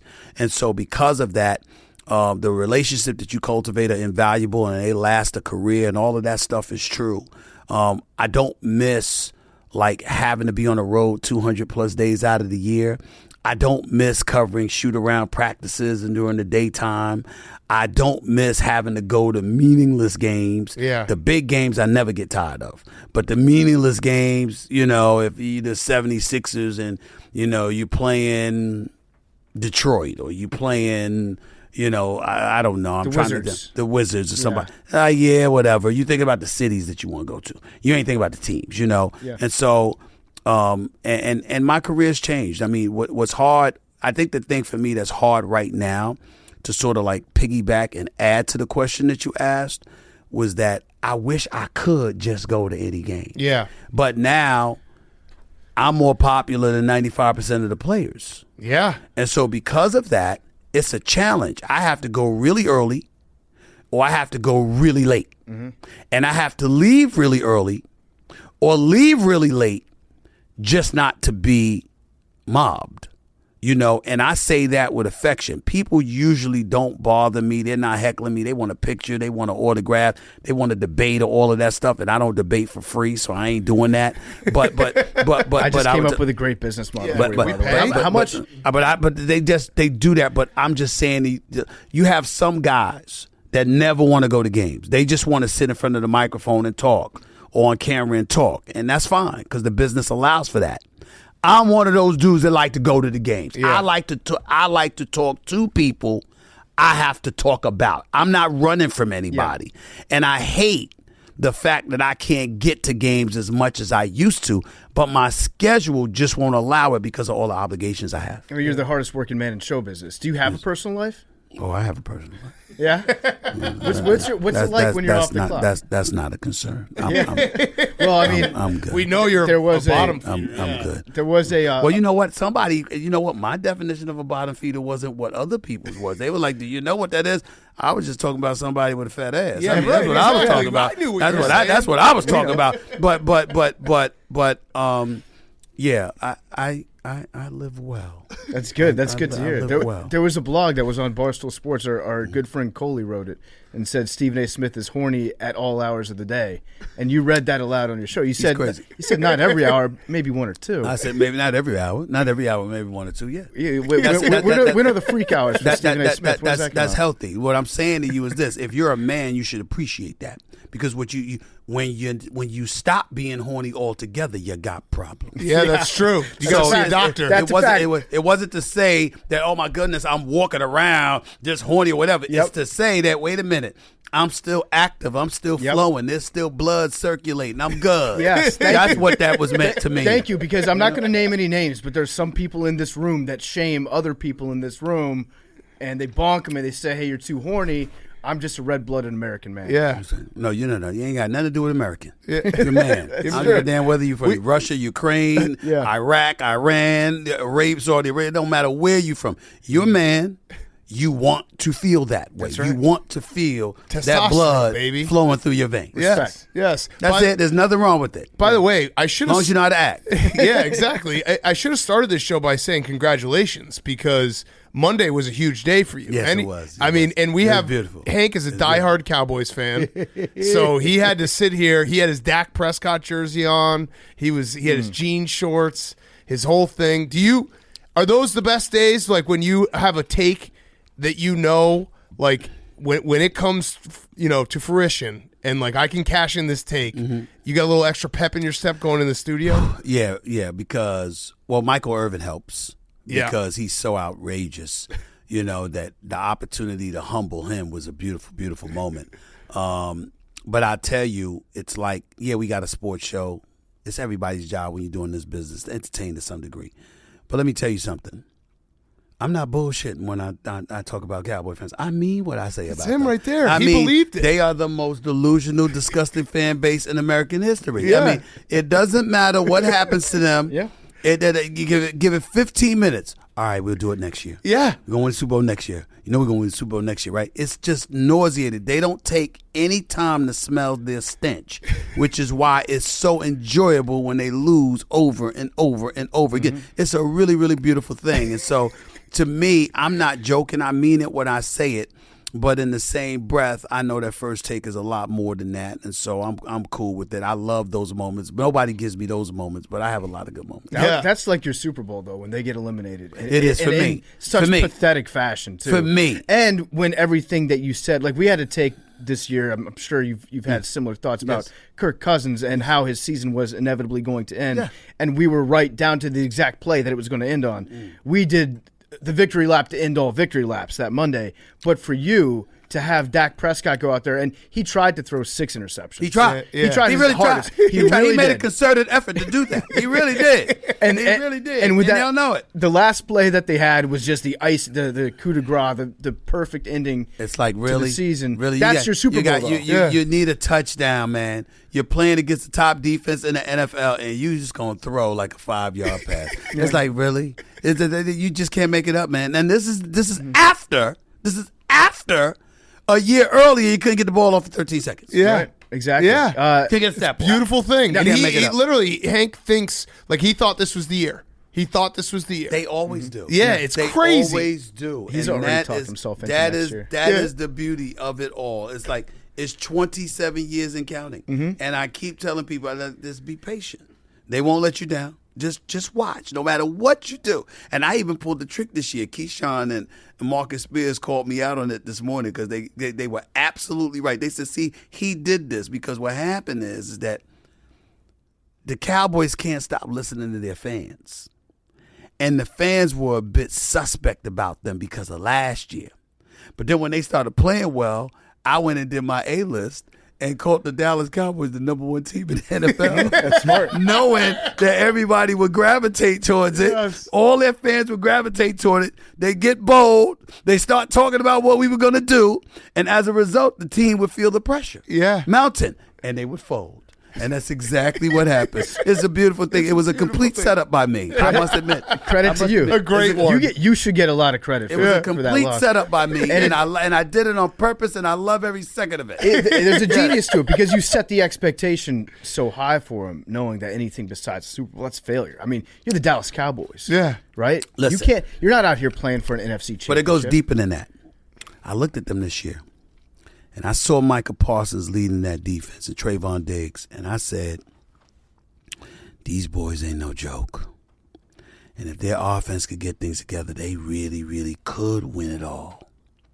So what's the one thing that could disrupt them? Expectations. And I put them at number 1. There you go. So you've talked about running for president before. I'm not going to ask you about the potential presidency in your future, but if you were to become the president of the Dallas Cowboys and fix that team right now this offseason, how do you fix them? I'd get Sean Payton. Yep. Even if I had to give up an asset of pick to get him, I'd get him because Dak Prescott is my most important player. I have to maximize his potential. And because I have to maximize his potential, who better to do it? Especially a coach that's a Super Bowl champion, that religiously had one of the more prolific offenses in football, that also, even though he had Alvin Kamara, didn't rely on the conventional running game to pull it off. He utilized Alvin Kamara in ways the Dallas Cowboys wished to utilize Ezekiel Elliott and Tony Pollard. And so when I think about it from that perspective, that's why I would say he's the man for the job. Yeah. Yeah. Makes sense. Yeah. If I can't get him, I'd probably put Quinn in at the position. But I don't really listen. They weren't perfect, but I really don't blame McCarthy for this loss as much as I blame Kellen Moore. Yeah. Kellen Moore and Dak Prescott. Yeah. Mm-hmm. Dak Prescott played like garbage, and Kellen Moore, there's certain plays you can't call. Because you got to know who your quarterback is. And you got to move him out of the pocket. You got to get him on the move. You got to get him scrambling a little bit. You know, you got to do stuff like that. And he didn't do that. You got to utilize him the way the Eagles tend to utilize Jalen Hurts from time to time. Some people are saying Cooper Rush would have won that game. Well, you could say Cooper Rush would have won that game, but I don't think Cooper Rush is better than Dak Prescott. And Cooper Rush could beat a lot of teams. I don't know if he beats San Francisco. The one thing that I will say is this. San Francisco's defense is elite. At the end of the third quarter, they were tied 9-9. One thing I will say about Cooper Rush is he wouldn't have turned the ball over. Yeah. Mm-hmm. I don't know if he would have been as effective as Dak Prescott, but he would have been safer. Yep. And the way that defense was playing, I think that's all you needed. Yeah. So the opposite of the Cowboys take, because you were right, you set him up. It was beautiful. Do you get upset at yourself when you have a take that's wrong? No. Because remember, you did have a streak. Was it 2011 to 2017? You got six consecutive NBA Finals appearances wrong, but 6 consecutive. And 2 of those were just the Cavs and the Warriors back to back. Let me help y'all out with something. And the Heat? You couldn't guess the Heat? First order of business. I'm considered a veteran in this business. A lot of people look up to me and see what I've accomplished or whatever. Allow me to bestow y'all with lesson number 1. Okay. The beauty is in being wrong. Yep. It's showing that you're fallible, you're flawed. Yeah. You're human just like everybody else. Yeah. You know how many people are boring as hell on television? Because they are literally so rigid because they're scared of being wrong. It's true. Tell me one person in the history of sports who's been right every time. There is no one. Lenny Dykstra. Everyone. No, please. That was stocks. No, he missed one. Oh, yeah, he did. He missed one. How He about missed that? 503 and 1. There you go. All time. I'm just telling you, it happens. It's no big deal. That's number 1. Number 2, let's analyze this. I picked Miami to lose to the Spurs, right? First of all, I picked LeBron in Miami to beat Dallas. I did not know that LeBron James wasn't going to be able to take Jason Terry. I like this. Game 3. 8 points? 8 points in Game 3? 4 straight fourth quarters. Yeah. Okay, I didn't know that. I picked the Spurs to beat Miami. What happens? Chris Bosh. I didn't know that Greg Popovich would take Tim Duncan out the damn game when all you needed was a rebound to secure a championship. And instead, Chris Bosh grabs the offensive rebound off a miss from LeBron and throws it out to Ray Allen, who hits it from the right corner. And ultimately, they win Game 6 and propel Game 7. I picked San Antonio to win that series in 6. Okay? I didn't know that was going to happen. Yep. Okay? All right? Next year, Dwayne Wade's hurt. Okay?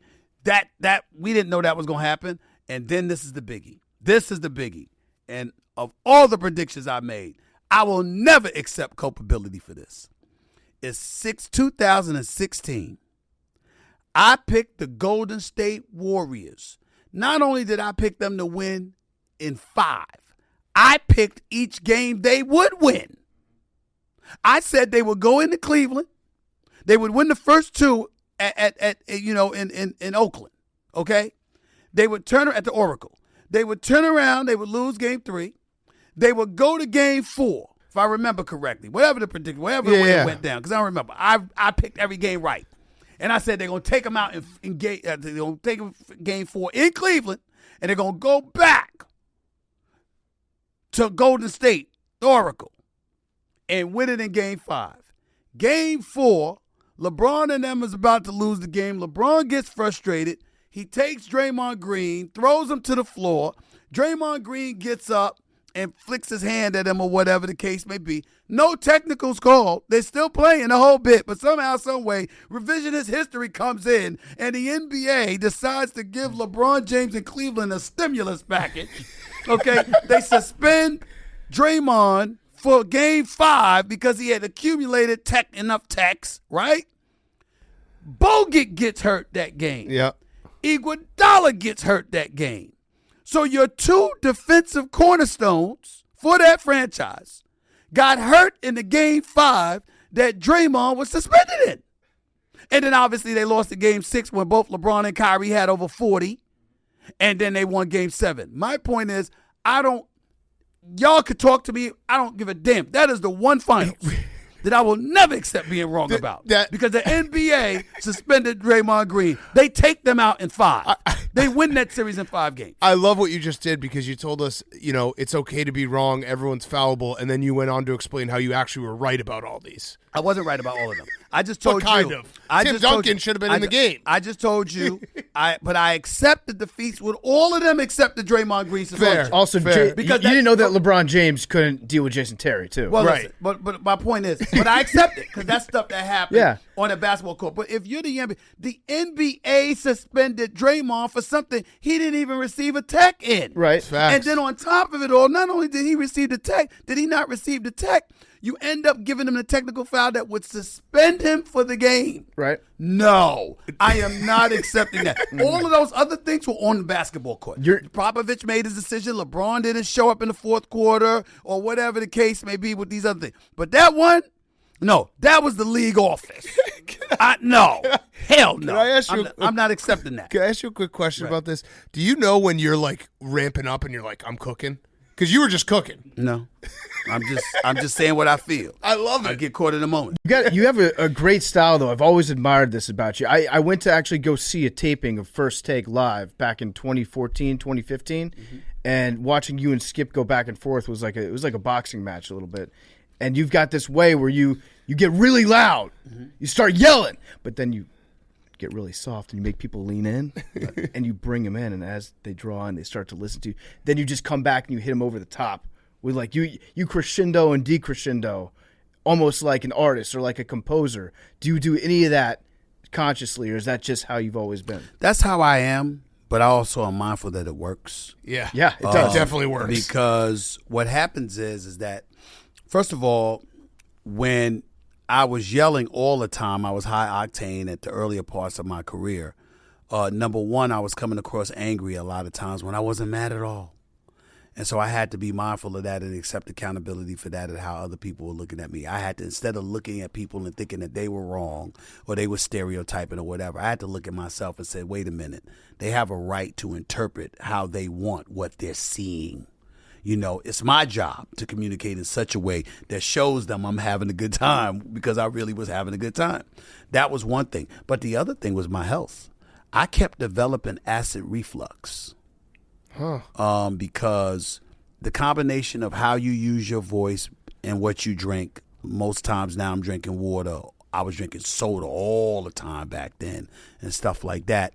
That stuff has an effect on you. You'd be surprised how talking for a living can make you unhealthy because you're inhaling and exhaling. You're using your vocal cords. You're doing things. You're exercising the body in ways you don't even fathom. Yeah. And then you wake up one day and all of a sudden it's a little bit more difficult to get out of bed. It's a little bit more difficult to have that extra energy. It's a little bit more difficult to have that passion and that fervor and all of that stuff. And something is wrong. You don't even know.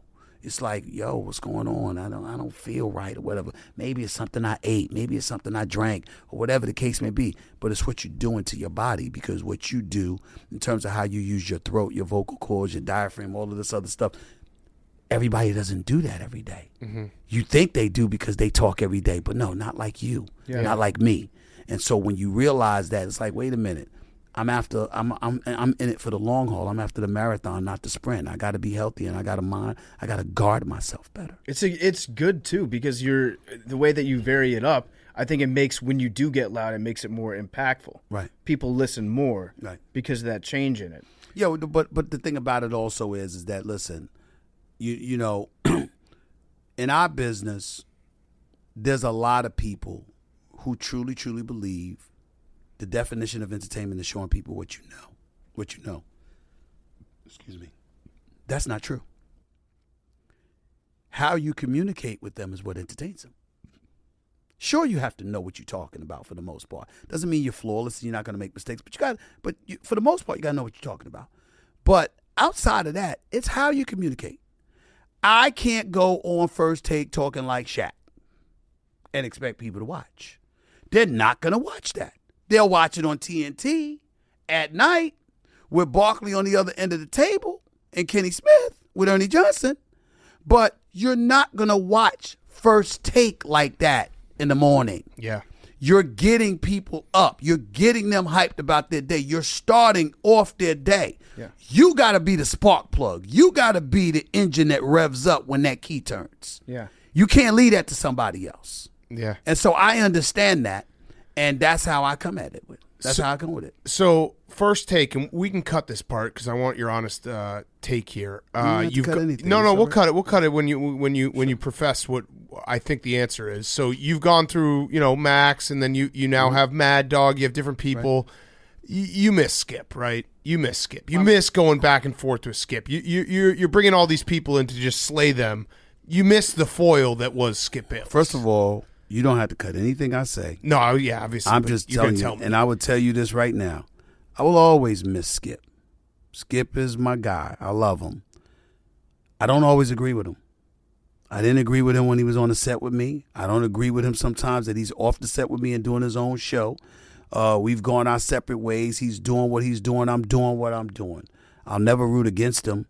I'll always be grateful to him for what he has done for my career, because there is no Stephen A. with First Take if it were not for Skip Bayless. He's the one that went to Jamie Horowitz and the bosses and fought for me to be on First Take with him. I owe him an incredible debt of gratitude, and I will never forget that. But at this stage and point in my life, I'm happier without him. Okay. I'm not going back. That's not what I want anymore. But it has nothing to do with a debate show. It's that I have other aspirations. Yeah. I've been named the executive producer of First Take. So I have that going on. I have my own production company, Mr. SAS Productions, where I want to produce scripted and unscripted content for TV and films. I have my own podcast, No Mercy, that I do 3 days a week. I've got a lot of aspirations. I want to do late night television one day, potentially succeed Jimmy Kimmel if at all possible. That would be electric. I did it once, and the day that I did it in August of 2021, and without any promotion, I was the second highest rated show behind Stephen Colbert. And so I look at it from that perspective. I have all these aspirations. A lot of times when people ask me questions about Skip, it's like, oh, do you miss him? Or, oh, don't you want to work with him again? First Take is great. Nobody can tell me that there's a better morning show than First Take. We have a great time. We're having a lot of fun. We got a lot of people with a lot of knowledge, and we understand what that letter E stands for with ESPN. It's entertainment, and we try to have a really, really good time. And there's a lot of great shows, and there's a lot of great talent out there. And I think what makes it great is that I've opened the floodgates for everybody to come on. I try to bring a lot of people on and to let them know, because I've been blessed and fortunate enough. Look, this ride has to end for me someday. Don't say that. And sometimes you get to a point where it's about your legacy. And what I mean by that is not about the show. The show's been number one for 11 straight years. It was number one the month after I arrived, and it's been number one every week, every month, every year ever since then. And I'm proud of that.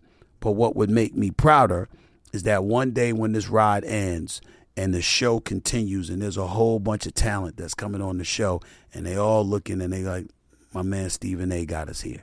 He looked out for us. He put us in this position. Because guess what? You can't be the best forever. and you're not going to be number one forever. Sometimes even when you are number one, you just get tired and you want to do other things. And so for me, I love doing First Take. I can do it for a few more years, I guess. And I never want to leave sports. I just don't want to be limited to it. Yeah. If I'm going to be limited to it, you will see me say goodbye to sports before somebody tells me that sports is all I'm allowed to do. I will never allow that to happen in my life again. It just doesn't do that for me if that's all I'm doing. And if I'm helping people along the way get themselves, if you listen to me, just think about it. You always hear me talking, and no one can tell me they don't hear me talking and I don't bring up other names and other talents. And it's not just for people that work with me. It's people at other networks. Why? Because that's what we're supposed to be doing this for. Yeah. That's what we're supposed to be doing this for. You know, I'm not supposed to be rooting against y'all. I don't want you to beat me. I want my show to be number one, but I don't want you to fail.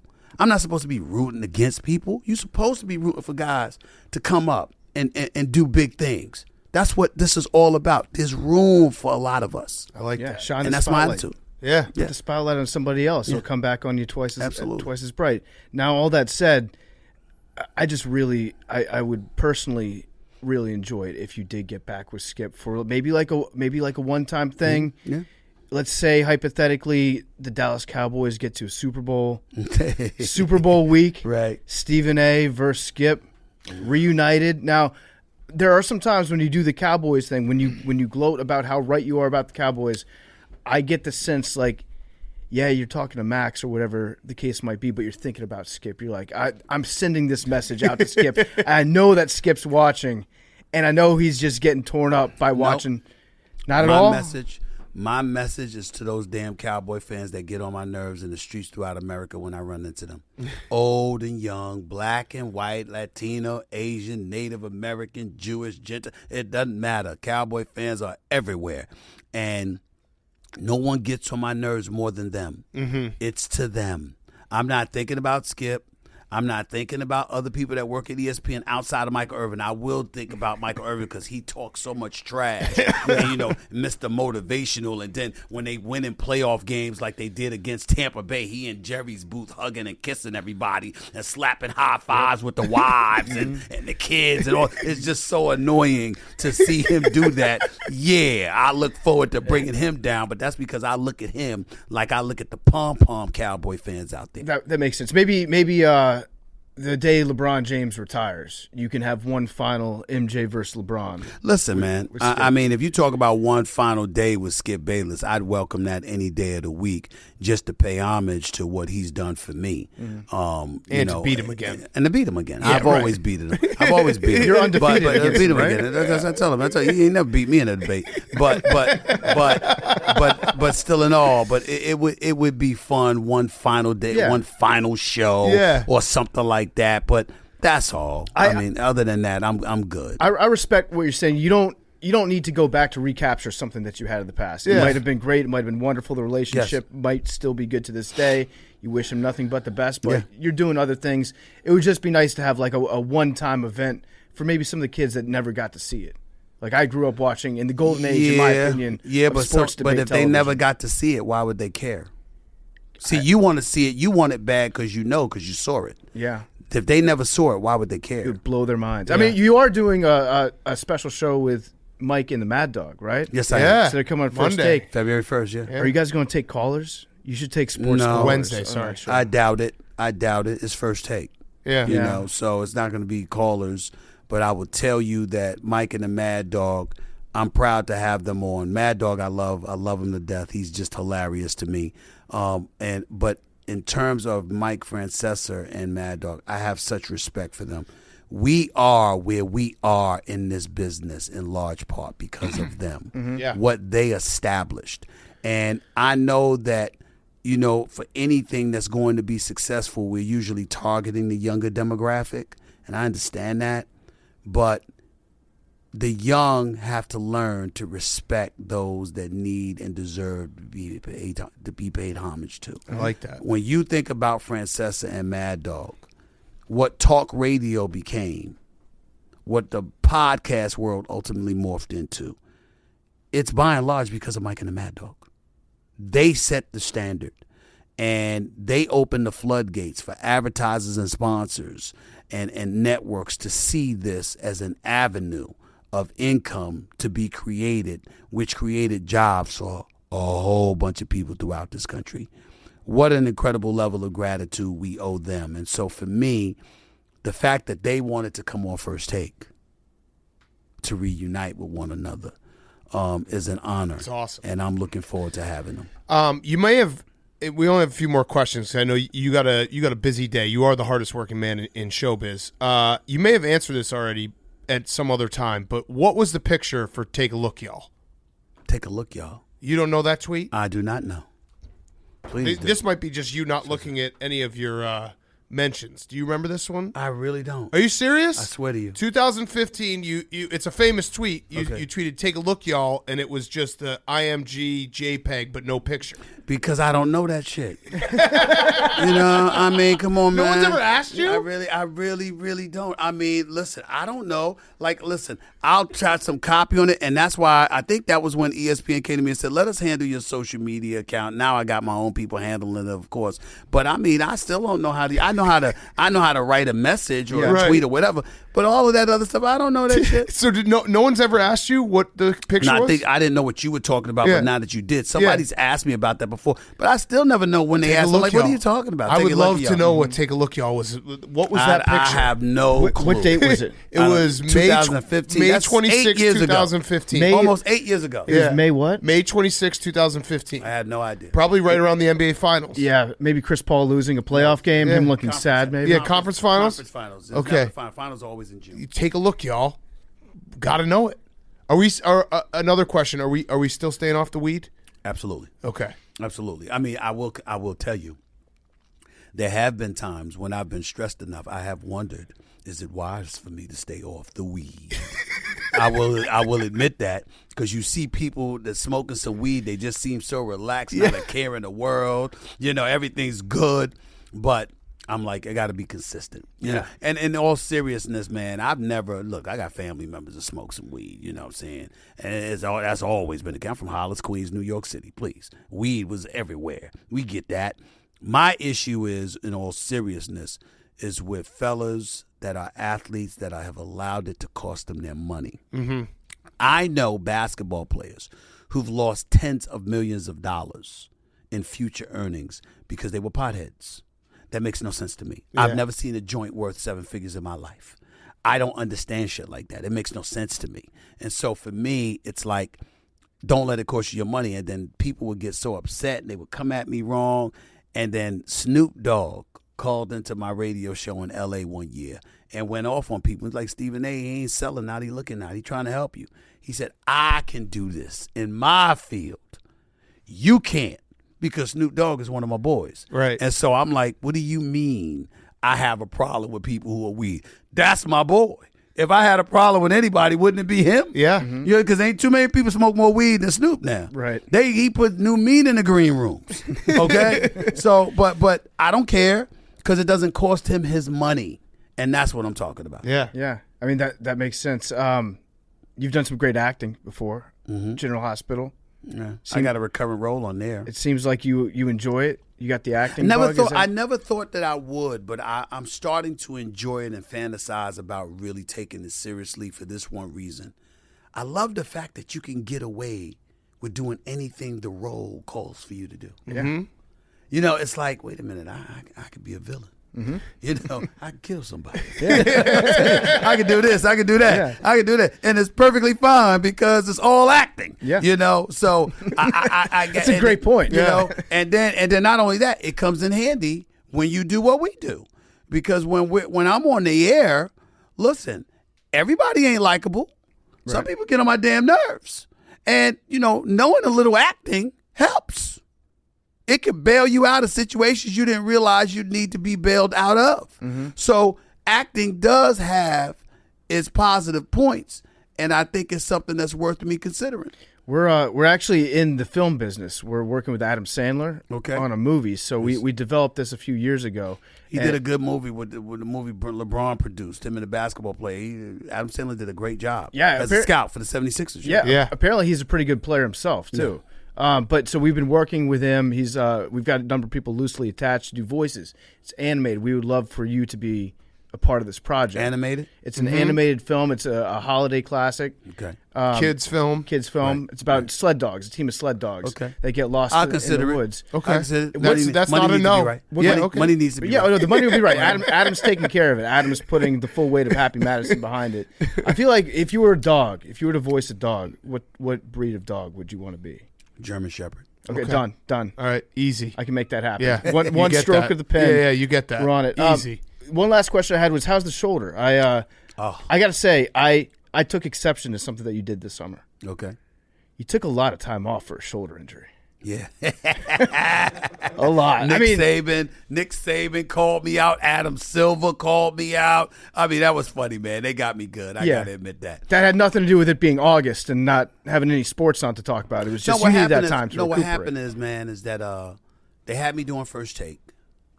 I was doing Stephen A's World. I was doing NBA Countdown. And I was like, I don't think people realize how much time I haven't taken off throughout the year. Yeah. I said, man, hell with this. I need some time because they told me, I was walking around. I had both torn rotator cuffs. I was walking around with for 5 years. And so they went in there, June 29th to be exact, June 29th. And Hospital for Special Surgery, New York City. They found I had a torn rotator cuff, a torn bicep, a bone spur, Jeez. and a torn labrum. And you were playing And through all of I that. was like, what the hell is going on here? I mean, so I would have said, just shoot me up. I'll go out there. I would do it for Tour free. dog. Love of the game. But here's what I'm saying. What I was saying was, yeah, I could come on the air, but damn that. I've been working. Right. I want to relax. And you know something? It's funny. I'm like this. Let some people miss me for a change. Yeah, we did. You see me every day. You hear from me every day. How many times people, what the hell did Stephen A. say today? This guy. Please. Who the hell cares what he is? He doesn't know what the hell he's talking about. Why listen to him? I'm like, all right. You're going to miss me when I'm gone. It's smart. Yeah. It's smart. And so I went away and I took off longer than I've ever taken off. Ever. And so I was like, hey, that's what it is. And, and not only that, COVID did a number on me. When I got COVID, not this time, I had COVID a few months ago. I was fine in 3 days. It was just sniffles and all that stuff. But when I got COVID last September, man, 102.7 degree fever, 103 degree fever, sweating bullets, Body waking aches, up yeah. in the middle of the night, fully clothed, like I jumped in a pool. That's how much I was sweating. Having illusion, just delusional, just out of my mind. And New Year's Eve, I'm in the emergency room, in the hospital in New Jersey. And the doctor comes to me and she says, her name was Dr. Booth. I'll never forget it. She said, we're going to try these steroids and this antibiotic.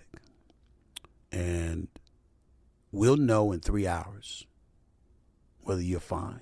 That's how strong this stuff is. We'll know in 3 hours. If we don't know in 3 hours, we have to call your family. You're in a world of trouble. I had double pneumonia in both lungs. Persistent cough, wasn't breathing right, obviously. I was in bad shape, and I never felt like that. And I was so pissed off because my sister, God bless her, she had COVID. My sister smoked every day. She was fine 3 days. I'm like, I don't smoke. You know what I'm saying? I'm a casual drinker at best. I can't believe I'm going through that. I ain't never done drugs. I'm like, what the hell is going on? How am I in this position? I was furious, But they was like, and for those 3 hours, I was in a world of trouble. Yeah. And so, because I didn't know what direction it was going in, And so when that happened, I was like, I work hard. I do this, but there's so much more to life than what I'm living. I make enough money. I should be enjoying myself a hell of a lot more than I'm doing. But I don't because everybody else is clanking champagne glasses at my party but me. They busy partying. I'm busy working. I need to get in some of that partying, some of that relaxation, some of that enjoyment so I can enjoy the fruits of my labor. And that's why I ultimately took that time off for that month in the summer. It's a good answer. You deserved it. You definitely did. Yeah. I was just giving you some shit about it because you were saying it was the shoulder, and I was like, man, this it was was, LeBron taking a month off. No, but I'm saying it was. Yeah, but you're right. broke You're everything. absolutely You got the right. shoulder done, but it was You're also absolutely right. good timing. But And we missed y'all, you. we use that line, right? But here's where it doesn't apply. Load management. LeBron and them automatically get a minimum of 3 to 4 months off. Right. Yeah. First true. take on all year. Right. That's true. So I don't want to hear that. I want to see. I want to see you take more vacations. I do, because I want you around for a while. I want no stress from Stephen A. Smith. Right. I want you to enjoy the fruits. You know of what? your I labor. mean, like, as Don King once said to me, "From your lips to God's ears," I'm going to think about that. Okay. You know, I mean, I'm gonna. It ain't gonna be a month. I'm not gonna do that because I mean, the ratings weren't the same and the show wasn't the same. but I will tell you that I'm definitely gonna sprinkle time off during the year. You deserve it. You're You deserve competitive. it. If you Yeah. take a week off and Just a week. you see ratings go down, you come back and you're like, they Save needed the show. me. They Yeah. needed But you me. know what? But that's the thing, and that's the difference between me now and years ago. See, I don't like that now. I'm mad if the ratings drop. Yeah. Because I know we got great people on the show that can keep the ratings up. Now, can they do it 250 days out of the year like I do? Probably not. But the point is that we got tremendous talent at ESPN. And my attitude, and in the sports world, period. And because remember, we bring people that's not from ESPN onto the show. And so it's just important to me that, I'm a part of a franchise. Like, I'm the guy responsible for building a franchise that doesn't fold if I'm gone. Yeah. I'm cool with that. I'm cool. I truly am, because it ain't forever. Now, I don't want it to happen tomorrow, because I got 2.5 years left on my deal. I want to be successful. Yeah. But I'm saying that when it's my time, man. And it's like I don't want to be pushed out the door. I don't want to be somebody that everybody says, all right, it's time for you to go. But when I know it's time, if that's sooner than later, I'm good with it. Yeah. As long as I have something to fall back on, I'm good with it. I love it. I love it. So Straight Shooter, go check it out now. A memoir of second chances and first takes. My last question. Yeah. Kevin Durant refuses to come on this show and debate us. Right. Is he hiding from you too? No. He's been on my show before. He's never scared to debate. He believes, and when it comes to basketball, let's face reality, we don't know as much as him. No. He's a don't. basketball We don't. savant. He is. He's a basketball savant. I know quite a Yeah. bit about it. But he's a basketball savant. He's a basketball savant. Kevin Durant and LeBron James is something special as well. You have certain dudes that they just believe certain things are beneath them. Mm-hmm. That's their attitude. I don't agree with it, especially since they want to pop shit every time we say something they don't like. Mm-hmm. But in the same breath, I'm like, hey, that's the way it goes. That comes with it, and you just deal with what you got to deal with. They do have that right when it comes to the sport of basketball, but when it comes to issue-related matters, you usually don't. Yeah. And people are entitled to their opinion. By the way, I love that you I saw you at the UFC in Madison Square Garden. We were sitting there because Molly the Meatball's one of our fighters. So we were sitting front row. You have the iPhone on your hip. I thought that was I don't see that very often anymore. Power move. Yeah, that's where else am I supposed to put it? In my jacket or something? Or in your pocket. You were in jeans. Yeah, but I don't like pulling it out of my pocket, and I don't like putting it in my inside pocket because then it dips. I just the hadn't seen jacket, it in a while. and it's not even. And so I instantly respected it. I don't like it like You got a that. holster in case somebody calls and it's That's right. You whipped it out. And I usually You took a call. and I used to have two phones. But then that just makes you look at crazy suspicious. Well, yeah, so it's true. we talked to Mike Irvin about that. I'm trying to have peace at home. Right. Michael Irvin actually told us he's got two phones, one for people that are trying to get money from him and the other for people that are trying to give him money. Yeah. So he likes picking up that phone. Yeah. I don't blame him. Yeah. Because he was the playmaker since the 80s. Yeah. He kind of knows what he's doing. Yeah. Yeah. Well, thank you very much. Yes, this has been We great. appreciate it. Everyone go Please. buy the book. Straight Shooter. It's out now. You can obviously you know where to find him on ESPN. Yeah. You have your podcast, No Mercy. StraightShooterBook.com as well. You can go there online. And I don't want to like light a fire, but we are the #1 sports podcast, not you. So, Dude, don't. I don't have a sports podcast. I don't. oh, not, okay, not, that's true. not yet. My Fuck. podcast. Shit. I didn't want one. Shit. Oh, Okay. God damn it! I walked into that trap. I didn't want a sports. I didn't want a sport. I've done everything there is to do in sports. I didn't want to do a sports God podcast. damn it! I got just- owned on the way out. I really the didn't want to door. do a sports podcast. I just don't want you to But if start you one wanted to because do then one, would you be number one? ESPN wanted me to do a sports podcast for the longest time. I wasn't interested. Would you be number one?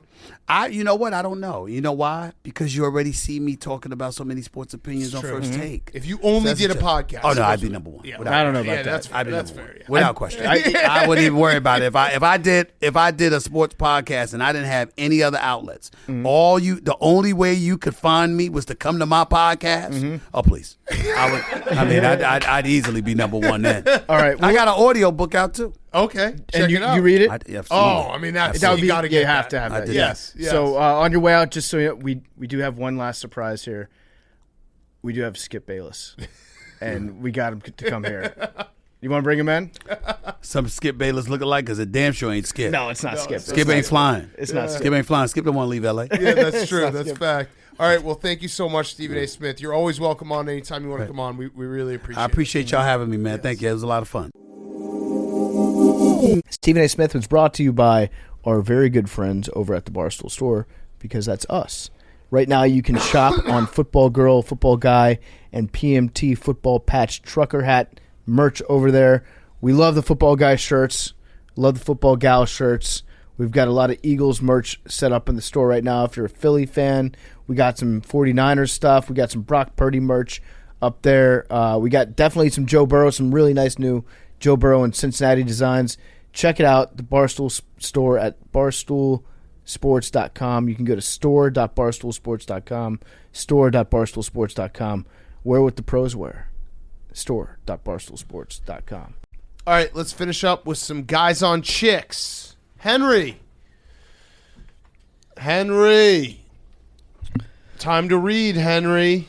Sup, Dad, Cat, PFT, and boys. I went home this weekend and got roasted by my mom, saying the reason I'm still single is because my hair changes color every week. Do you think guys are afraid to ask a girl out with dyed hair, or is my mom just stuck in the past with a conservative view on what guys want? I think that when it comes to girls' hair, guys don't recognize girls when they change their hair all the time. So like I'll see a girl with short hair, and maybe I'm used to seeing her long hair, but her hair's put up, and I won't actually recognize that that's the same person sometimes. You guys have too many different variables on your face and hair that you can change up. It gets confusing. It also depends. Like, is she saying like she's going from like blonde to brunette, or is she like going purple? Purple. No, I stand with your mom. Wow. You won't find. I mean, you won't find a boyfriend if you do that. Why not? Because it's just weird. What? If you see people with weird hair colors, it's weird. I don't know. I see it and I'm like, what's going on here? I like weird hair colors if it's just a consistent weird hair color, though. If you don't change it up. I don't know. Anytime I see someone with like green hair, purple hair, I'm just like, what's up, weirdo? What if they're styling it, though? Are we still Is doing... there someone I'm forgetting? Is Max laughing? Is there someone I'm thinking, like, am I mocking someone we know? This may have been written by an employee that works here. Is there someone here who has weird hair? What? We can No, go no. too What far. is it? No, tell me. That's fine. From upstairs, like, sent it to me and was like, will you ask this? And then Memes forgot to send it last time. So And he does sent it she? this What time. color is her hair? It She changes changes a lot. It changes like It's every like week purple from, like, a lot of times. If you want to come talk to me, I'll echo what your mom's saying. Like, I'm sorry, but yes, you are scaring guys off because you don't know, like, green hair. Come on, It's Animal Kingdom. Those colors mean poisonous. yeah. Good Thank point, you, Billy. Billy. Good Yeah. Are we still doing the thing where girls are dyeing their hair gray and trying to look like they're 60 years old? That was a Gray's a weird... great color. That was kind Thanks, of Hank. that was like, but it was like silver. That Like a blonde silver. fox, yeah. No, but there were some girls that I saw that were like 28 years old that dyed their hair, and now they intentionally look like they're 60. Wait, what colors is she dyeing her hair? Give me I've some seen of the colors. purple. I've seen pink. I don't know what else. I've seen those two colors. Yeah, your mom is right. It's sorry that we have to be the ones to tell you this. I disagree. I think it's fine, but you just have to stick with one color. But not have it be purple or pink. No, you can do purple if you stay with purple. If you switch it up all the time, then it's like, what is it, a mood ring type thing? Yeah, confusing. I went to a liberal arts college. There was a lot of colored hair. You stayed away. Oh, okay. So because they were usually going to like get into an argument with you about like some sort of political thing. Like your stance on World War II? Mm-hmm. Yeah. How you think Dana White wasn't in the wrong? That kind of stuff? Billy Was does. that even Damar Hamlin? Billy sometimes thinks. Yeah, Damar Hamlin. Is that a? You're definitely in on that, right? What? That's a body double. Dude, Like I saw it on Twitter last night. Someone tweeted something like, "I just stumbled upon the fact that there are people out there who think that it's a Damar Hamlin body double." And the first thought in my head was like, Billy's definitely okay. Trust tree. I don't think he's dead. Okay. Oh wow! But you don't think it was him at the game? It was very snowy, that shot, conventionally. So I mean, I did bring this up on Sunday. Yeah. Do you remember that? Yeah. I thought it was. But no, but I thought that was a joke.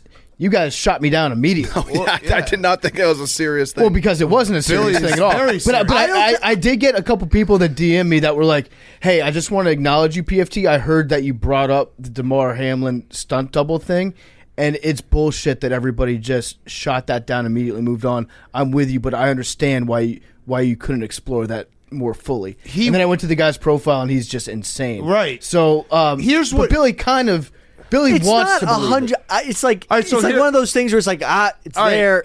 So with any conspiracy theory, let me ask you just a simple question. Okay. Damar Hamlin went into the locker room to see his Bills players, all the teammates. And then they realized it wasn't him and played badly. No. But you're saying now that the entire team is like, not one person has told another person that it was a body double. Because all it would take is one person to text a friend being like, "Dude, they brought in a body double," and then it becomes, and then it's fire. Look. No, I'm just saying. I'm just saying. Like it was just there was just like I looked at the evidence.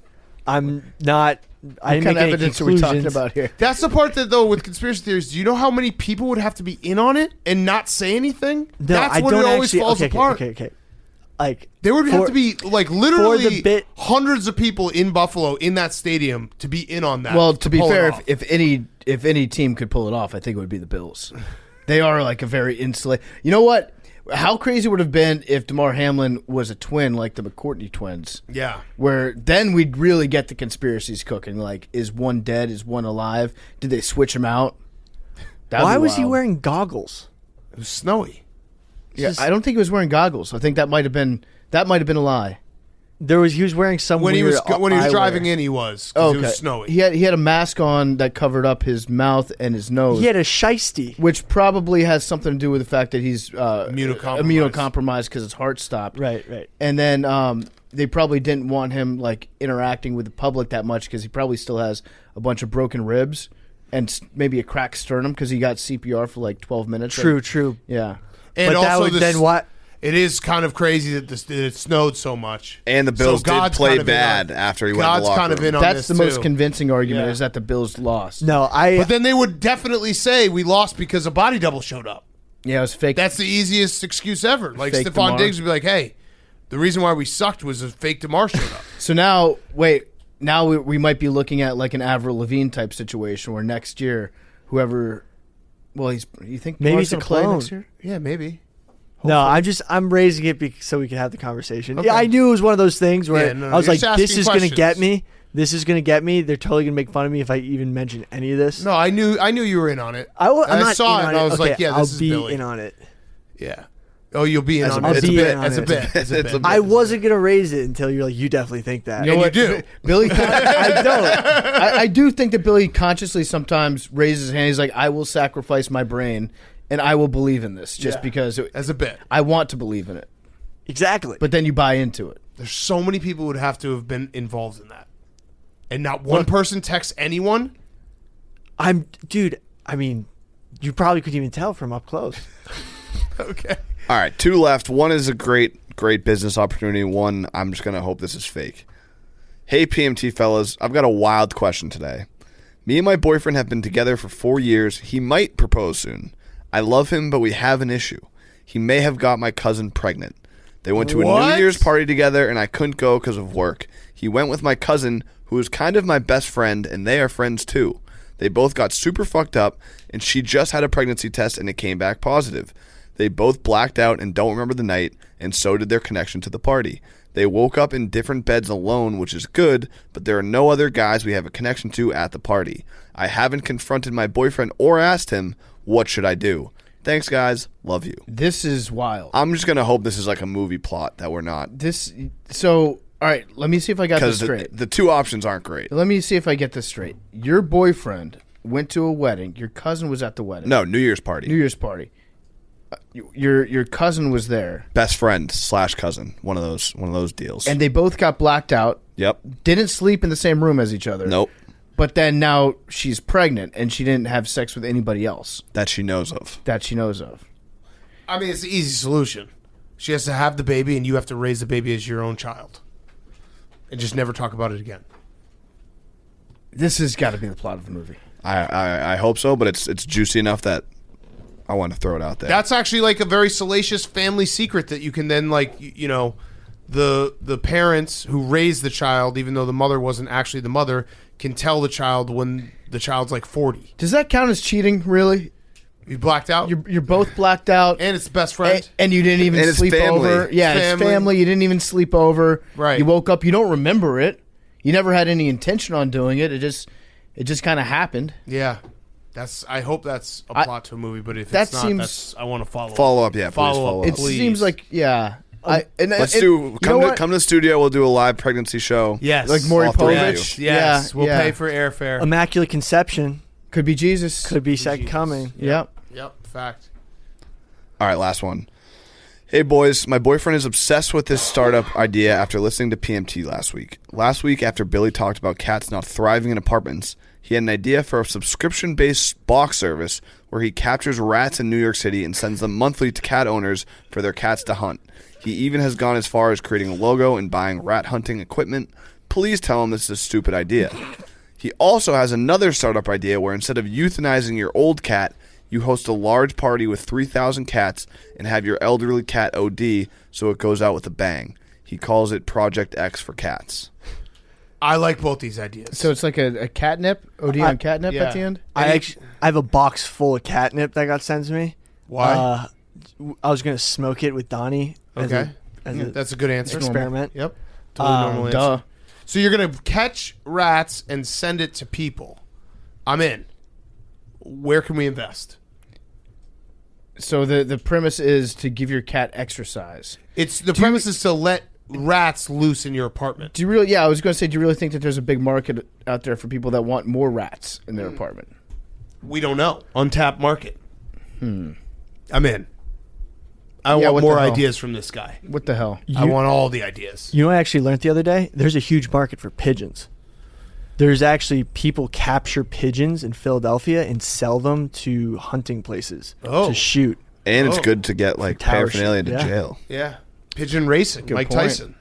Also, they're delicious. Yeah. Ever had squab? So good. It's good. You didn't have a question about girls going on the guy trips? Oh yeah, last one. My boyfriend's 30th birthday is this weekend. Husband. My husband's 30th birthday is But- this weekend. Are they still? It's kind of dicey, right? Yeah. My husband's On the 30th. rocks. My husband's 30th birthday is this weekend. Is your husband rich?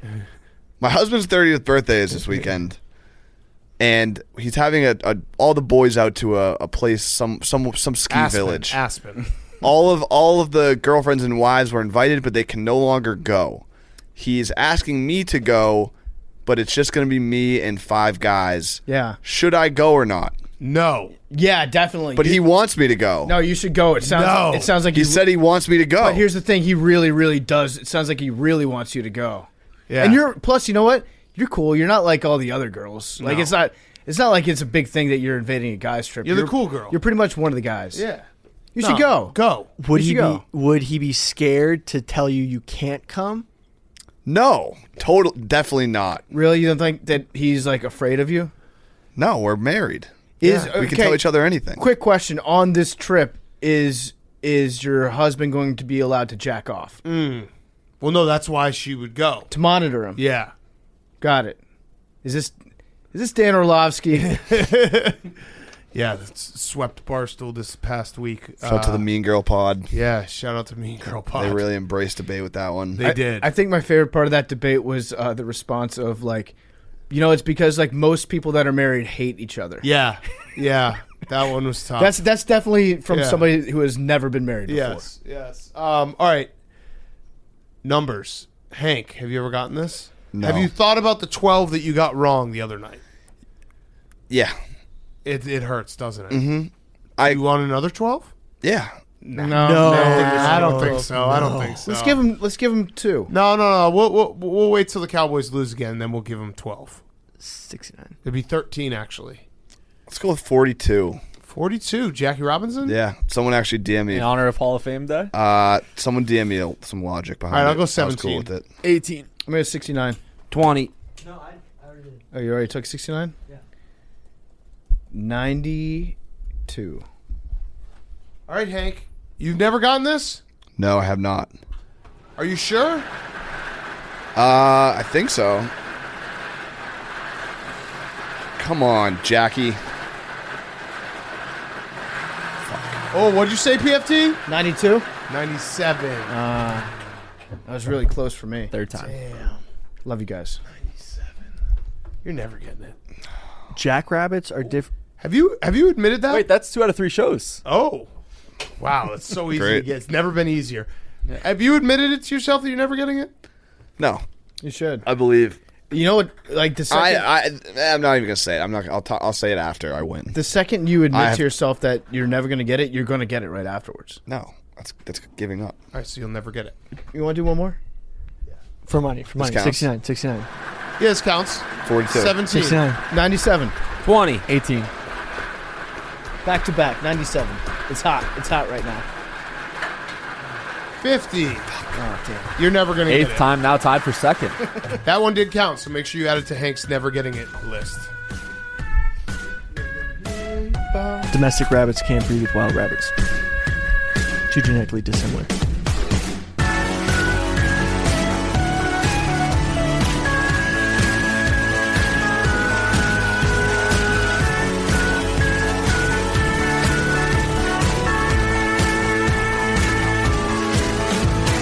Talking away, I don't know what to say. I'll say it anyway.